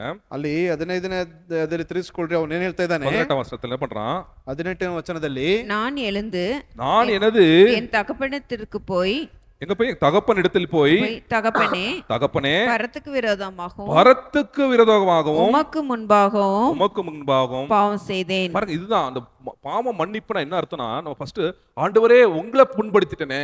ಅಲ್ಲಿ ಪಾಪ ಕ್ಷಮಾಪಣೆ ಅಂತಂದ್ರೆ ದೇವರೇ ನಿನ್ನನ್ನ ನಾನು ಏನಪ್ಪಾ ಅಂತಂದ್ರೆ ನಿನಗೆ ವಿರುದ್ಧವಾಗಿ ಪಾಪ ಮಾಡಿದ್ದೇನೆ. லெல்வின் தாமஸ் அவருக்கு சுகம் கிடைத்தது எதுக்குன்னா, ரட்சிப்பு கிடைத்தது. ஏன்னா உடனே என்ன பண்றாரு, ஆண்டரை பார்த்து மனம் திரும்புறாரு. ಅಲ್ಲಿ ಅವರ ಒಂದು ಲೆಲ್ವಿನ್ ಸ್ಯಾಮ್ಯಲ್. ಎಲ್ವಿನ್ ಸಾಮ್ಯಲ್ ಅವ್ರಿಗೆ ಏನಪ್ಪಾ ಅಂತಂದ್ರೆ ಅವ್ರಿಗೆ ಕ್ಷಮಾಪಣೆ ಹೇಗೆ ಸಿಕ್ತು ಅಂತಂದ್ರೆ ತಕ್ಷಣವಾಗಿ ದೇವರನ್ನು ನೋಡಿ ದೇವರಲ್ಲಿ ಕ್ಷಮಾಪಣೆಗಳನ್ನು ಕೇಳಲ್ಪಟ್ಟಿದ್ದಾರೆ. அந்த மன்னிப்போட சேர்ந்து சுகமும் கிடைச்சிருச்சு அவருக்கு. ಆ ಒಂದು ಕ್ಷಮಾಪಣೆಯಿಂದ ಸುಖವು ಸೌಖ್ಯವು ಕೂಡ அவர் சொல்றாரு எனக்கு புது லிவர் புது கிட்னி ஆர்டர் கொடுத்தாரு அப்படின்றார். ಅವ್ರು ಹೇಳ್ತಾ ಇದ್ದಾರೆ ಹೊಸದಾದಂತ ಲಿವರ್ ಕಿಡ್ನಿನ ದೇವರು ಕೊಡಲ್ಪಟ್ಟಿದ್ದಾರೆ நீங்க ಎಂಬುದಾಗಿ. ஆண்டருக்காக பாட்டு பாடிட்டு இருக்காரு. ಇವತ್ತಿಗೆ ದೇವರಿಗೋಸ್ಕರ ಹಾಡುಗಳನ್ನು ಹಾಡ್ತಾ ಇದ್ದಾರೆ. உங்க வாழ்க்கையில இந்த மாதிரி உணர்வு இருக்குதா? ನಿಮ್ಮ ಜೀವನದಲ್ಲಿ ಈ ರೀತಿಯಾದಂತ ಒಂದು ಸ್ವಸ್ಥ ಬುದ್ಧಿ ಇದೆಯಾ ನಿಮಗೆ? உங்க வாழ்க்கையில இந்த மாதிரி நீங்க உணர்ந்து ஜெபம் பண்ணிருக்கீங்களா? ನಿಮ್ಮ ಜೀವನದಲ್ಲಿ ಈ ರೀತಿಯಾಗಿ ಮುರಿದು ಹೋಗಲ್ಪಟ್ಟವರಾಗಿ ಪ್ರಾರ್ಥನೆಯನ್ನು ಮಾಡಿದ್ದೀರಾ? ஆண்டவரே உங்களுக்கு விரோதமா நான் பாவம் பண்ணிட்டேன் ஆண்டவரே. ದೇವರೇ ನಿಮಗೆ ವಿರುದ್ಧವಾಗಿ ಪಾಪವನ್ನು ಮಾಡಿದ್ದೇನೆ. அன்னைக்கு தான் ரட்சிப்பு வரும் உங்க வாழ்க்கை. ಆವತ್ತಿಗೆ ರಕ್ಷಣೆ ಎಂಬುದು ಬರಲ್ಪಡ್ತದೆ. அந்த பையன் அப்படிதான் பெருமையா சுத்திக்கிட்டு இருந்தான். பணம் காசு இருக்கும்போது பெருமையா சுத்திக்கிட்டு இருந்தான். ಆ ವ್ಯಕ್ತಿ ಹಣವಿರುವಾಗ ಬಹಳ ಹೆಮ್ಮೆ ಒಂದು ಅಹಂಭಾವದಿಂದ ಆತನು ಸುತ್ತಾ ಇದ್ದ. எல்லாம் போயிருச்சு. ಎಲ್ಲವೂ ಹೊರಟು ಹೋಯ್ತು. பணம் போயிருச்சு. ಹಣವೂ ಹೋಯ್ತು. நண்பர்கள் போயிட்டாங்க. ಸ್ನೇಹಿತರು ಹೋದ್ರು. துணி இல்ல. ಬಟ್ಟೆ ಇಲ್ಲ. பண்ணிக்கிட்ட கிடக்குறான். ಅಲ್ಲಿ ಹಂದಿಯ ಮನೆಯಲ್ಲಿದ್ದಾನೆ. பண்ணி சாப்பிட சாப்பாடும் இல்ல. ಹಂದಿ ತಿನ್ನುವಂತ ಆಹಾರವೂ ಕೂಡ ಆತನಿಗೆ ಇಲ್ಲ. அப்பதான் புத்தி வந்துச்சு அவனுக்கு. ಆಗ ಆತನಿಗೆ ಸ್ವಸ್ಥ ಬುದ್ಧಿ ಬಂದಿದೆ. நம்மளுக்கு ஆண்டர் அந்த நிலைமைக்கு கொண்டு போகணுமா புத்தி வரணும்னா? ದೇವರು ನಮ್ಮನ್ನ ಆ ಪರಿಸ್ಥಿತಿಗೆ ತೆಗೆದುಕೊಂಡು ಹೋಗ್ಬೇಕು, ಬುದ್ಧಿ ಬರ್ಬೇಕು ಅಂತ இல்ல. நேரம் இருக்கும் போதே மனம் திரும்பிடும். நம்ம ಅಲ್ಲಿ ಸಮಯ ಇರುವಾಗ್ಲೇ ಏನ್ ಮಾಡ್ಬೇಕು, ನಾವು ತಿರುಗಿಕೊಳ್ಬೇಕು. கொஞ்சம் அடிபட்டாலும் என்ன பண்ணிடணும்? திருந்திடணும். ಅಲ್ಲಿ ಸ್ವಲ್ಪ ಏಟು ಬಿದ್ದರೆ ಏನ್ ಮಾಡ್ಬೇಕು, ಅದನ್ನ ತಿರುಗಿ ಬಿಡ್ಬೇಕು. அடிபட்டு திருந்தலனா உங்களுக்கு ஒரு ஐயோ. ಅಲ್ಲಿ ನಿಮಗೆ ಏಟು ತಿಂದು ತಿಂದು ಕೂಡ ನೀವು ತಿರುಗಲಿಲ್ಲ ಅಂತಂದ್ರೆ ನಿಮಗೆ ಒಂದು ದೊಡ್ಡ ಅಯ್ಯೋ. ஏன்னா பாவம் வந்து பாத்தீங்கன்னா சென்ஸ்லெஸ் அப்படிம்போம். அப்படின்னா பாவம் வந்து ஒரு உணர்வே இல்லாதது. ಅಲ್ಲಿ ಪಾಪ ಎಂಬತಕ್ಕಂಥದ್ದು ಏನಪ್ಪಾ ಅಂತಂದ್ರೆ ಒಂದು ರೀತಿಯಾದಂತ ಯಾವುದೇ ಮನೋಭಾವನೆ ಇಲ್ಲದೆ ಇರ್ತಕ್ಕಂಥದ್ದು. ஒரு சிலர் பாருங்க எப்படி பாவம் செய்வாங்க. நேத்து பாருங்க ஒரு ஏடிஎம் இல்ல வந்து திருடிட்டாங்க. பாத்தீங்க கான்ஸ்டபிளும் சேர்ந்து திட்டிருக்கிறார். ಅಲ್ಲಿ ನಿನ್ನೆ ದಿವಸದಲ್ಲಿ ಕಾನ್ಸ್ಟೇಬಲ್ ಸೇರ್ಬಿಟ್ಟು ಏನಪ್ಪಾ ಅಂತಂದ್ರೆ ಒಂದು ಎಟಿಎಂ ಮಿಷನ್ ಅಲ್ಲಿ ಏನಪ್ಪಾ ಅಂತಂದ್ರೆ ಹಣವನ್ನು ಕಳ್ತನ ಮಾಡಿದ್ದಾರೆ. பணத்தை பாதுகாக்கிறவனே திருடிட்டான். ಅಲ್ಲಿ ಹಣವನ್ನ ಕಾಪಾಡುವಂತವನ್ನೇ ಕಾಯುವಂತವನ್ನೇ ಅಲ್ಲಿ ಕಳ್ಳತನ ಮಾಡಿದ್ದಾನೆ. பாவத்துக்கு உணர்வு கிடையாது. ಅಲ್ಲಿ ಪಾಪಕ್ಕೆ ಯಾವುದೇ ಮನೋಭಾವನೆ ಎಂಬತಕ್ಕಂಥದ್ದು ಇಲ್ಲ. பாவத்துக்கு எக்ஸ்பிளனேஷனே கிடையாது. ಆ ಪಾಪಕ್ಕೆ ಏನಪ್ಪಾ ಅಂತಂದ್ರೆ ವಿವರಣೆ ಎನ್ನುವಂಥದ್ದೇ ಇಲ್ಲ. அதுல பாவத்துக்கு எக்ஸ்பிளனேஷன் உணர்வெல்லாம் தேடாதீங்க. ಅಲ್ಲಿ ಹಾಗಾಗಿ ಪಾಪಕ್ಕೆ ಮನೋಭಾವನೆ ಅಥವಾ ವಿವರಣೆಯನ್ನ ಹುಡುಕೊಂಡು ಹೋಗ್ಬೇಡಿ. இவன் எதுக்கு அவங்க அப்பா விட்டு போனா? ಯಾಕೆ ಆತನು ತಂದೆ ಮನೆ ಬಿಟ್ಟು ಹೋದ? நல்ல பையன் தான் இருந்திருப்பான். ಒಳ್ಳೆಯ ಮಗನಾಗಿ ಇದ್ದ ಅವನು. பாருங்க உணர்வு இல்லாம போயிட்டான். ಅಲ್ಲಿ ಏನಪ್ಪಾ ಅಂತಂದ್ರೆ ಮನೋಭಾವನೆ ಇಲ್ಲದೆ ಇರ್ತಕ್ಕಂಥ ರೀತಿಯಾಗಿ ಹೋಗಿದ್ದಾನೆ. அதனாலதான் உங்க வாழ்க்கையில வந்து நம்ம வந்து உணர்வு உள்ள பிள்ளைகளா இருக்கணும். ಹಾಗಾಗಿ ನಮ್ಮ ಜೀವನದಲ್ಲಿ ಏನಪ್ಪಾ ಅಂತಂದ್ರೆ ಮನೋಭಾವನೆ ವ್ಯಕ್ತಪಡಿಸುವಂತ ವ್ಯಕ್ತಿಗಳಾಗಿರಲ್ಪಡಬೇಕು. அப்ப என்ன பண்ணுவோம்? ஆண்டவருக்கு கொடுக்க வேண்டிய மரியாதையை நம்ம கொடுப்போம். நம்ம வாழ்க்கை ಆಗ ದೇವರಿಗೆ ಕೊಡುವಂತ ಮರ್ಯಾದೆಯನ್ನೇ ನಾವು ದೇವರಿಗೆ ಸಲ್ಲಿಸ್ತೇವೆ. ஆண்டவரே உமக்கு விரோதமாக பாவம் பண்ணிட்டேன் ஆண்டவரே. ದೇವರೇ ನಿನಗೆ ವಿರುದ್ಧವಾಗಿ ಪಾಪ ಮಾಡಿದ್ದೇನೆ. அப்புறம் இங்க உலகத்துல நீ யாரை எனக்கு கொடுத்திருக்க அவங்க விரோதமாவும் பாவம் பண்ணிட்டேன். ಲೋಕದಲ್ಲಿ ನನಗೆ ಯಾರನ್ನೆಲ್ಲ ಕೊಟ್ಟಿದ್ರು ಅವರಿಗೆ ವಿರುದ್ಧವಾಗಿ ಪಾಪ இந்த ಮಾಡಿದ್ದೇನೆ. ரெண்டும் மன்னிக்கப்படணும். ஆண்டருக்கு மேல சண்டை பண்ண பாவமும் மன்னிக்கப்படணும். மனிதர்கள் கிட்ட பண்ண பாவமும் ரெண்டும் மன்னிக்கப்படும் போது தான் நம்ம வாழ்க்கையில என்னது மன நிம்மதி கிடைக்கும். ಅಲ್ಲಿ ದೇವರ ಸಮ್ಮುಖದಲ್ಲಿ ನಾವು ಕ್ಷಮಾಪಣೆ ಕೇಳಬೇಕು. ಅದೇ ರೀತಿಯಾಗಿ ನಮಗೆ ಕೊಟ್ಟಿರ್ತಕ್ಕಂಥವ್ರ ಬಳಿದು ಕೂಡ ನಾವು ಕ್ಷಮಾಪಣೆ ಕೇಳುವಾಗ ಆ ಮಾತ್ರವೇ ಕ್ಷಮಾಪಣೆ ಎಂಬುವಂಥದ್ದು ಸಿಗುವಂತದ್ದಾಗಿರ್ತದೆ. அப்போதான் நம்ம வாழ்க்கையில என்னது ஒரு நம்ம பாவங்களை நம்ம ஏற்றுக்கொள்ளும் போது நம்மளுக்கு என்ன கிடைக்குது? தன் பாவங்களை மறைக்கிறவன் வாழ்வடைய மாற்றான். அதை என்ன செய்யணும்? அறிக்கை செய்து விட்டுவிடணும், இரக்கம் பருவான். ಅಲ್ಲಿ ತನ್ನ ಪಾಪಗಳನ್ನು ಮರಿಮಾಚುವಂತವನಿಗೆ ಆತನಿಗೆ ಜೀವವಿಲ್ಲ, ಅದನ್ನ ಯಾರು ಒಪ್ಪಿಕೊಳ್ತಾರೋ ಆತನು ಜೀವದಿಂದ ಜೀವಿಸುವಂತವನಾಗಿರ್ತಾನೆ ಎಂಬುದಾಗಿ. அப்ப பாருங்க இந்த இடத்துல தான் ஒரு நல்ல வாழ்க்கையிலே ஒரு ಟರ್ನಿಂಗ್ ಪಾಯಿಂಟ್. ಈ ಒಂದು ಸಮಯದಲ್ಲೇ ಆತನ ಜೀವಿತದಲ್ಲಿ ಬಹಳ ಮುಖ್ಯವಾದಂತ ಒಂದು ಏನಪ್ಪಾ ಅಂತಂದ್ರೆ ಟರ್ನಿಂಗ್ ಪಾಯಿಂಟ್. உங்க வாழ்க்கையிலயும் இந்த மாதிரி ஒரு ಟರ್ನಿಂಗ್ ಪಾಯಿಂಟ್ இருக்கணும். ನಿಮ್ಮ ಜೀವನದಲ್ಲೂ ಕೂಡ ಈ ರೀತಿಯಾದಂತ ಒಂದು ಬಹುಮುಖ್ಯ ತಿರುವು ಇರಲ್ಪಡ್ತದೆ. நான் வாழ்க்கையில 21 வயசுல ரட்சிக்கப்படும் பண்ணி எல்லாம் மேய்க்கல அளவுக்கு நான் போல அதுக்கு முன்னாடியே மனம் திரும்பிட்டேன். ಅಲ್ಲಿ ಅಣ್ಣನವರ ಒಂದು 21ನೇ ವಯಸ್ಸಿನಲ್ಲಿ ಹಂದಿಗಳನ್ನು ಮೈಸುವಂತ ಪರಿಸ್ಥಿತಿಗೆಲ್ಲ ಹೋಗ್ಲಿಲ್ಲ. ಅದಕ್ಕೆ ಮುಂಚಿತವಾಗಿ ನಾನು ಮಾನಸಾಂತರ ಹೊಂದಲ್ಪಟ್ಟೆ. என் இருதயத்துல அவ்வளோ ஒரு அசிங்கம் இருந்ததுனால மனம் திரும்பிட்டேன். ಯಾಕಂದ್ರೆ ಹೃದಯದಲ್ಲಿ ಅಷ್ಟು ವಿಧವಾದಂತ ಅಸಹ್ಯತನ ಇದ್ದ ಕಾರಣದಿಂದಾಗಿ ನಾನು ಕ್ಷಮಾಪಣೆ ಹೊಂದಲ್ಪಟ್ಟಿದ್ದೇನೆ. ஆனா உங்க இருதயத்தை நீங்க பார்த்தும் மனம் திரும்பலனா உங்களுக்கு ஒரு ஐயோ. ನಿಮ್ಮ ಹೃದಯವನ್ನು ನೋಡಿ ಕೂಡ ನೀವು ಮಾನಸಾಂತರ ಹೊಂದಿಲ್ಲ ಅಂತಂದ್ರೆ ನಿಮಗೆ ಒಂದು ದೊಡ್ಡ ಅಯ್ಯೋ. உங்க இருதயம் உங்களை ஏமாத்ததுன்னு தெரியாம நீங்க சுத்துறீங்க பாத்தீங்களா, உங்களுக்கு ஒரு ஐயோ. ನಿಮ್ಮ ಹೃದಯ ನಿಮ್ಮನ್ನ ಯಾಮಾರಿಸುತ್ತದೆ ಎಂಬುದಾಗಿ ಗೊತ್ತಿಸುತ್ತಾ ಇದ್ರಲ್ಲ, ನಿಮಗೆ ಒಂದು ದೊಡ್ಡ ಅಯ್ಯೋ. பைபிள் என்ன போட்டிருக்கு? தன் இருதயத்தை நம்புகிறான் மூடன் அப்படின்னு போட்டிருக்கு. ತನ್ನ ಹೃದಯವನ್ನ ನಂಬುವಂತವನು ದೊಡ್ಡ ಮೂಢನು ಎಂಬುದಾಗಿ. இன்னும் நீங்க உங்க இதயத்தை நம்பிக்கிட்டே இருக்கிறீங்க பாத்தீங்களா, உங்களுக்கு என்ன சொல்றது நான்? ನೀವು ಇನ್ನೂ ನಿಮ್ಮ ಹೃದಯವನ್ನು ನಂಬ್ತಾ ಇದ್ರಲ್ಲ, ನಿಮಗೆ ಏನಂತ ಹೇಳೋದು? ஆண்டவரை நம்புங்க. ದೇವರನ್ನ ನಂಬ್ರಿ. அவர் அந்த நீ பாட்டும்போது ஈ படவனான்னு பண்ணலாம். ஆண்டர் நீங்க ஏழையானாலும் சரி, பணக்காரனாலும் சரி, நீ படிக்கானாலும் சரி, படிச்சவனாலும் சரி, ஆண்டர் உங்களை மதிப்பார். ಅಲ್ಲಿ ನೀನು ಬಡವನಾಗಿದ್ರು ಕೂಡ, ನೀನು ಶ್ರೀಮಂತನಾಗಿದ್ರು ಕೂಡ, ಹೇಗೆ ಇದ್ರು ಕೂಡ ದೇವರು ನಿನ್ನನ್ನು ಯಾವ ರೀತಿಯಲ್ಲಿ ಗಮನಿಸಬೇಕು ಅದೇ ರೀತಿಯಾಗಿ ನೋಡ್ತಾನೆ. அதுக்கப்புறம் என்ன பாருங்க அவன் வாழ்க்கையில, ಅದಾದ ನಂತರದಲ್ಲಿ ಆತನ ಜೀವಿತದಲ್ಲಿ ಏನಾಗ್ತದೆ? அவன் வந்து என்ன பண்றான்? 19 வசனம் படிங்க. இனிமேல் ஆ. உம்முடைய குமாரன் என்று சொல்லப்படுவதற்கு நான் உம்முடைய குமாரன் சொல்றதுக்கு எனக்கு என்ன கிடையாது? நான் பாத்திரன் அல்ல, நான் பாத்திரன் அல்ல, உம்முடைய கூலிக்காரரில் ஒருவனாக என்னை வைத்துக் கொள்ளும் என்பேன். வேலைக்காரனா என்ன வைத்துங்கன்னு சொல்ல போறேன் அப்படின்னு அவன் என்ன பண்றான்? டிசைட் பண்றான். ಆತನ ಒಂದು ತೀರ್ಮಾನ ತೆಗೆದುಕೊಳ್ತಾ ಇದ್ದಾನೆ, ಇನ್ನು ಮೇಲೆ ನಾನು ಮಗನಾಗೆಲ್ಲ ಕೂಲಿ ಹಾಲುಗಳಾಗಿ ನಾನು ಬರ್ತೇನೆ ಎಂಬುದಾಗಿ ಒಂದು ತೀರ್ಮಾನ. என்ன பண்ண கூலியா என்ன சேர்த்துக்கிறதுக்கு அவன் வந்து பேசலாம், போய் கூலியா சேர்த்துக்கங்க அப்படின்றதுக்கு பேசுறதுக்கு தான் முடிவு பண்றான் அவன். ಅಲ್ಲಿ ಕೂಲಿ ಹಾಲುಗಳಾಗಿ ಆತನ ಏನ್ ಮಾಡ್ತಾ ಇದ್ದಾನೆ? ತೀರ್ಮಾನ ಮಾಡ್ತಾ ಇದ್ದಾನೆ. தகுதி இல்ல. ಅಲ್ಲಿ ಅರ್ಹತೆ ಇಲ್ಲ.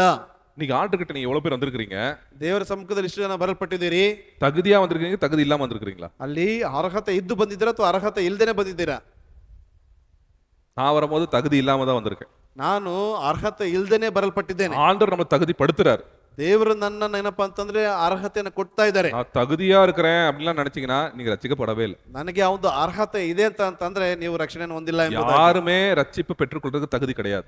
ಯಾರು ಕೂಡ ರಕ್ಷಣೆಯನ್ನು ಹೊಂದಿಕೊಳ್ಳುವುದಕ್ಕೆ ಅರ್ಹತೆ ಯಾರಲ್ಲೂ ಕೂಡ ಇಲ್ಲ. 53 ಸಂಗೀತ ಎಲ್ಲರೂ ಅವನ வழியில போயிட்டான். ಅಲ್ಲಿ ನೋಡ್ತಾ ಇದ್ದೇವೆ, ಎಲ್ಲರೂ ಅವರವರ ಮಾರ್ಗದಲ್ಲಿ ಹೋಗಲ್ಪಟ್ಟಿದ್ದಾರೆ. ஆண்டவர் எல்லா துன்மார்க்கத்தை என்ன பண்றான்? இயேசு கிறிஸ்து மேல ஏற்றுக்கொண்டார். ಅಲ್ಲಿ ಎಲ್ಲರ ಪಾಪಗಳನ್ನ ಯೇಸು ಕ್ರಿಸ್ತನ ಮೇಲೆ ಹೊರಿಸಲ್ಪಟ್ಟಿದ್ದಾರೆ. அதனால யாருமே எங்க கிட்ட கிடையாது, தகுதியானவர்கள் கிடையாது. ಯಾರು ಕೂಡ ಅರ್ಹತೆ ಇದೆ ಎಂಬುದಾಗಿ ಹೇಳುವುದಕ್ಕೆ ಆಸ್ಪದವಿಲ್ಲ. உண்மையான தாழ்மைனா இதா அர்த்தம். உண்மையான தாழ்மை, ஹுமிலிட்டி. ನಿಜವಾದಂತ ಒಂದು ತಾಳ್ಮೆ ಎಂಬುದಾಗಿ ಹೇಳುವಾಗ ಇದೇನೆ. ஆண்டவரே எனக்கு தகுதி இல்ல ஆண்டவரே. ದೇವರೇ ನನ್ನಲ್ಲಿ ಆ ಅರ್ಹತೆ ಇಲ್ಲ. ஆசை இருக்குது, ಆಸೆ ಇದೆ, தகுதி இல்ல ஆண்டவரே. ಆದ್ರೆ ಆ ಒಂದು ಸಾಮರ್ಥ್ಯ ಇಲ್ಲ. அதன் உணர்வோட நம்ம அவன் வந்து என்ன பண்றான்? உணர்வு பூர்வமா அதை ஒற்றுக்கொள்றான். ಅಲ್ಲಿ ಆತನು ಮನಪೂರ್ವಕವಾಗಿ ಆ ಒಂದು ಪಾಪದ ಕಾರ್ಯಗಳನ್ನು ಒಪ್ಪಿಕೊಳ್ತಾ ಇದ್ದಾನೆ. 3 விஷயம் பார்த்தோம். 3 ವಿಷಯ ನೋಡಿದೀವಿ. அவங்க அப்பா வீட்டை யோசித்து பார்க்கறான். ತಂದೆಯ ಮನೆಯನ್ನು ಯೋಚನೆ ಮಾಡ್ತಾ ಇದ್ದಾನೆ. எவ்வளவு சந்தோஷமா இருக்காங்க, ಎಷ್ಟೋ ಸಂತೋಷವಾಗಿದ್ದಾರೆ, எவ்வளவு சமாதானமா இருக்காங்க, ಎಷ್ಟೋ ಸಮಾಧಾನದಲ್ಲಿದ್ದಾರೆ, எவ்வளவு மேன்மையா இருக்காங்க. ಎಷ್ಟು ಏನಪ್ಪಾ ಅಂತಂದ್ರೆ ಸಂತೋಷ ನೈರ್ಮಲ್ಯವರಾಗಿದ್ದಾರೆ. இங்க நாயை பாருங்க எப்படி இருக்கிறேன். ನಾನ್ ನೋಡ್ಬಿಟ್ಟು ಈ ರೀತಿಯಾಗಿದ್ದೀನಿ, பண்ணி கிட்ட உட்கார்ந்து இருக்கிறேன். ಹಂದಿಯ ಜೊತೆಯಲ್ಲಿ ಕೂತ್ಕೊಂಡಿದ್ದೀನಿ. தகுதி இல்ல ஆண்டவரே. ನನಗೆ ಅರ್ಹತೆ ಇಲ್ಲ. அதான் வந்து ஒரு சில நேரத்துல உங்களுக்கு பார்க்கணும், உண்மையான ஆண்டவர்கிட்ட பிள்ளைங்க வந்து என்ன பண்ணுவாங்க? ஆண்டவர் தகுதிப்படுத்துறாரு அவங்க. ಅಲ್ಲಿ ನಿಜವಾದಂತ ವ್ಯಕ್ತಿಗಳನ್ನ ದೇವರು ಏನ್ ಮಾಡ್ತಾರೆ ಅಂತಂದ್ರೆ ಸಿದ್ಧಪಡಿಸ್ತಾರೆ. உங்க வாழ்க்கையில் தெரியும், எங்க அப்பா வீட்டுல எப்பவுமே, எங்க அப்பா வீட்டுல எப்போதும் சந்தோஷமே, ஆடலும் பாடலும் நீங்க தானே. நான் வந்து ரசிக்கப்படுறதுக்கு முன்னாடி எனக்கு நல்லா ஞாபகம் இருக்குது எனக்கு. ಅಣ್ಣನವರು ರಕ್ಷಣೆಯನ್ನು ಹೊಂದುವುದಕ್ಕಿಂತ ಮುಂಚಿತವಾಗಿ ಚೆನ್ನಾಗಿ ನೆನಪಲ್ಲಿದೆ.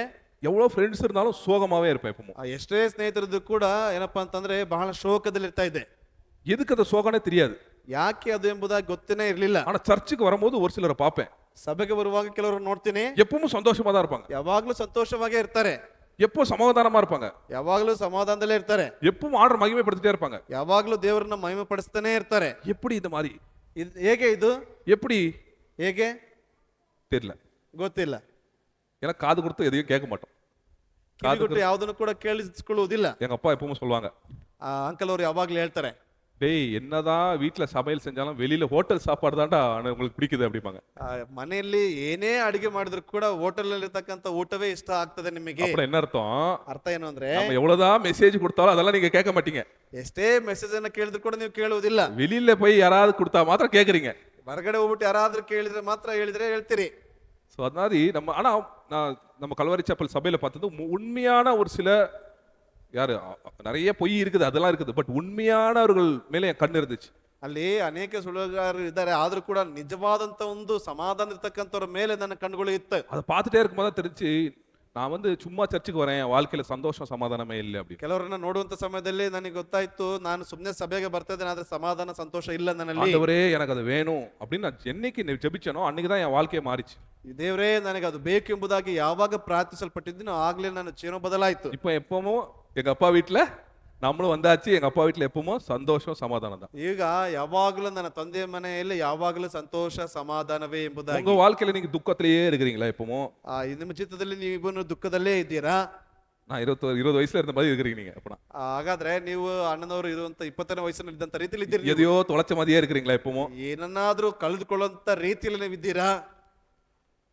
எனக்கு ஒரு சொல்ல 10,000 வாங்கும் போதும் அதே சமாதானம் சந்தோஷம் இருந்துச்சு, எனக்கு இப்ப நிறைய சம்பாதிக்கிறேன் அப்பவும் அதே சந்தோஷம் சமாதானம் தான். ಅಲ್ಲಿ 10,000 ರೂಪಾಯಿಯನ್ನ ಸಂಪಾದನೆ ಮಾಡುವಾಗ ಅದೇ ರೀತಿಯಾದಂತ ಸಮಾಧಾನ ಸಂತೋಷ ಇತ್ತು, ಈಗಲೂ ಕೂಡ ಅಧಿಕವಾಗಿ ಸಂಪಾದನೆ ಮಾಡುವಾಗಲೂ ಕೂಡ ಅದೇ ಸಮಾಧಾನ. எனக்கெல்லாம் ஒரு சில நேரத்துல என் பொண்ணுக்கு ஃபீஸ் கட்ட கூட காசு இல்ல.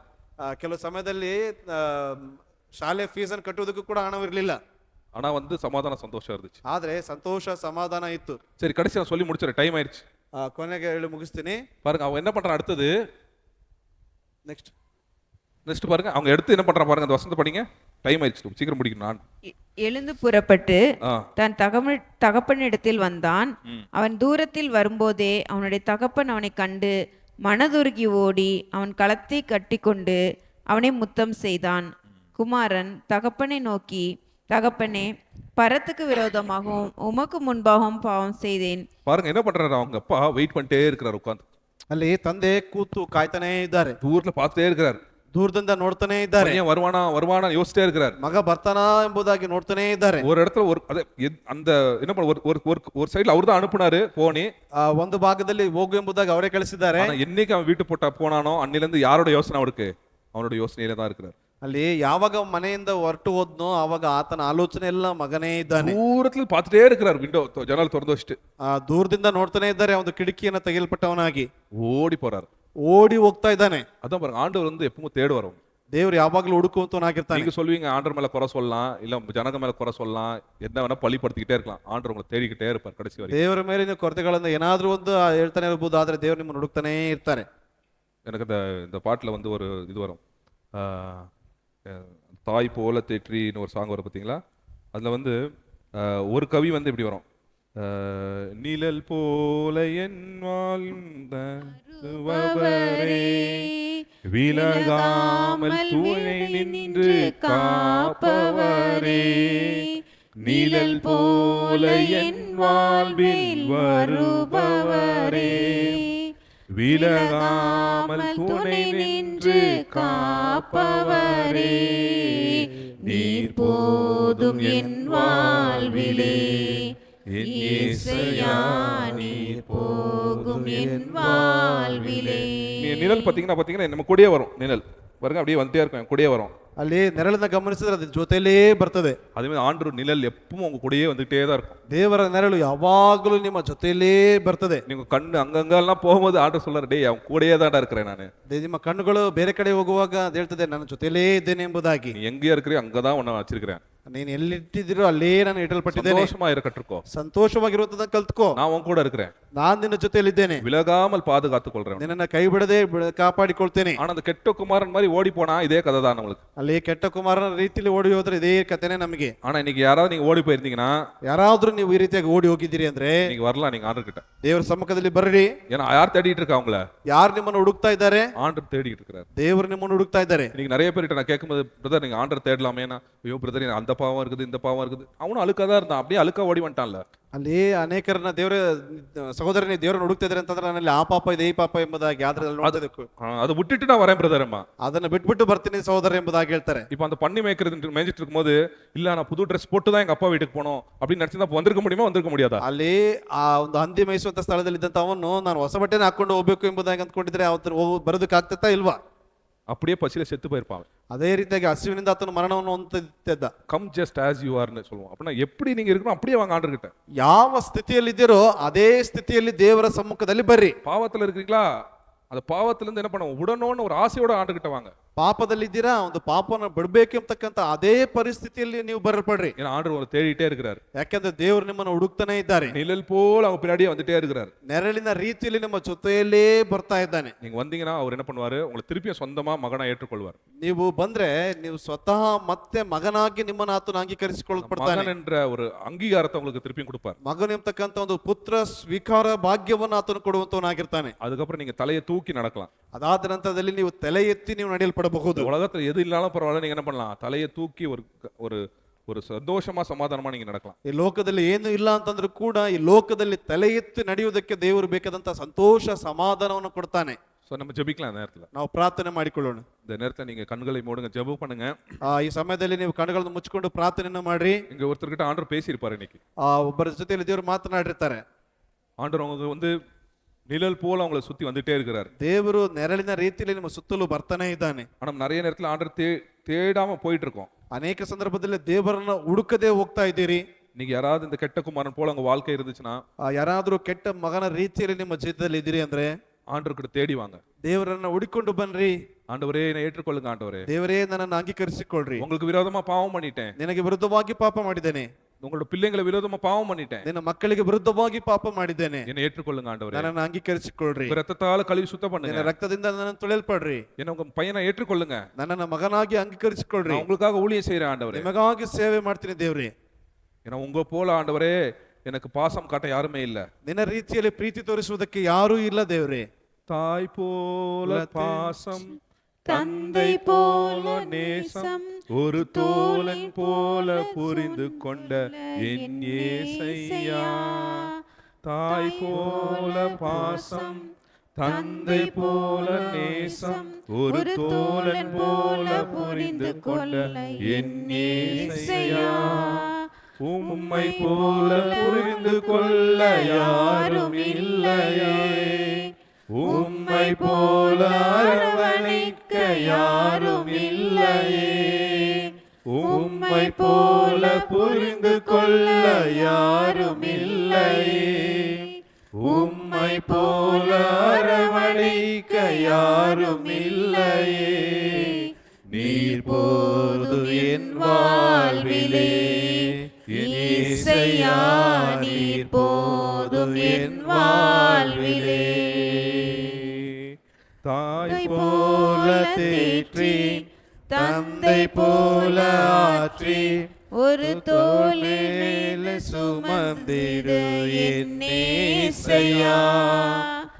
தாய் போல தேற்றி, தந்தை போல ஆற்றி, ஒரு தோள் மேல சுமந்திடு என் இயேசையா. உம்மை போல புரிந்து கொள்ள யாரும் இல்லையே, உம்மை போல அரவணைக்க யாரும் இல்லையே, உம்மை போல புரிந்து கொள்ள யாரும் இல்லையே, உம்மை போல அறிந்து வைக்க யாரும் இல்லையே.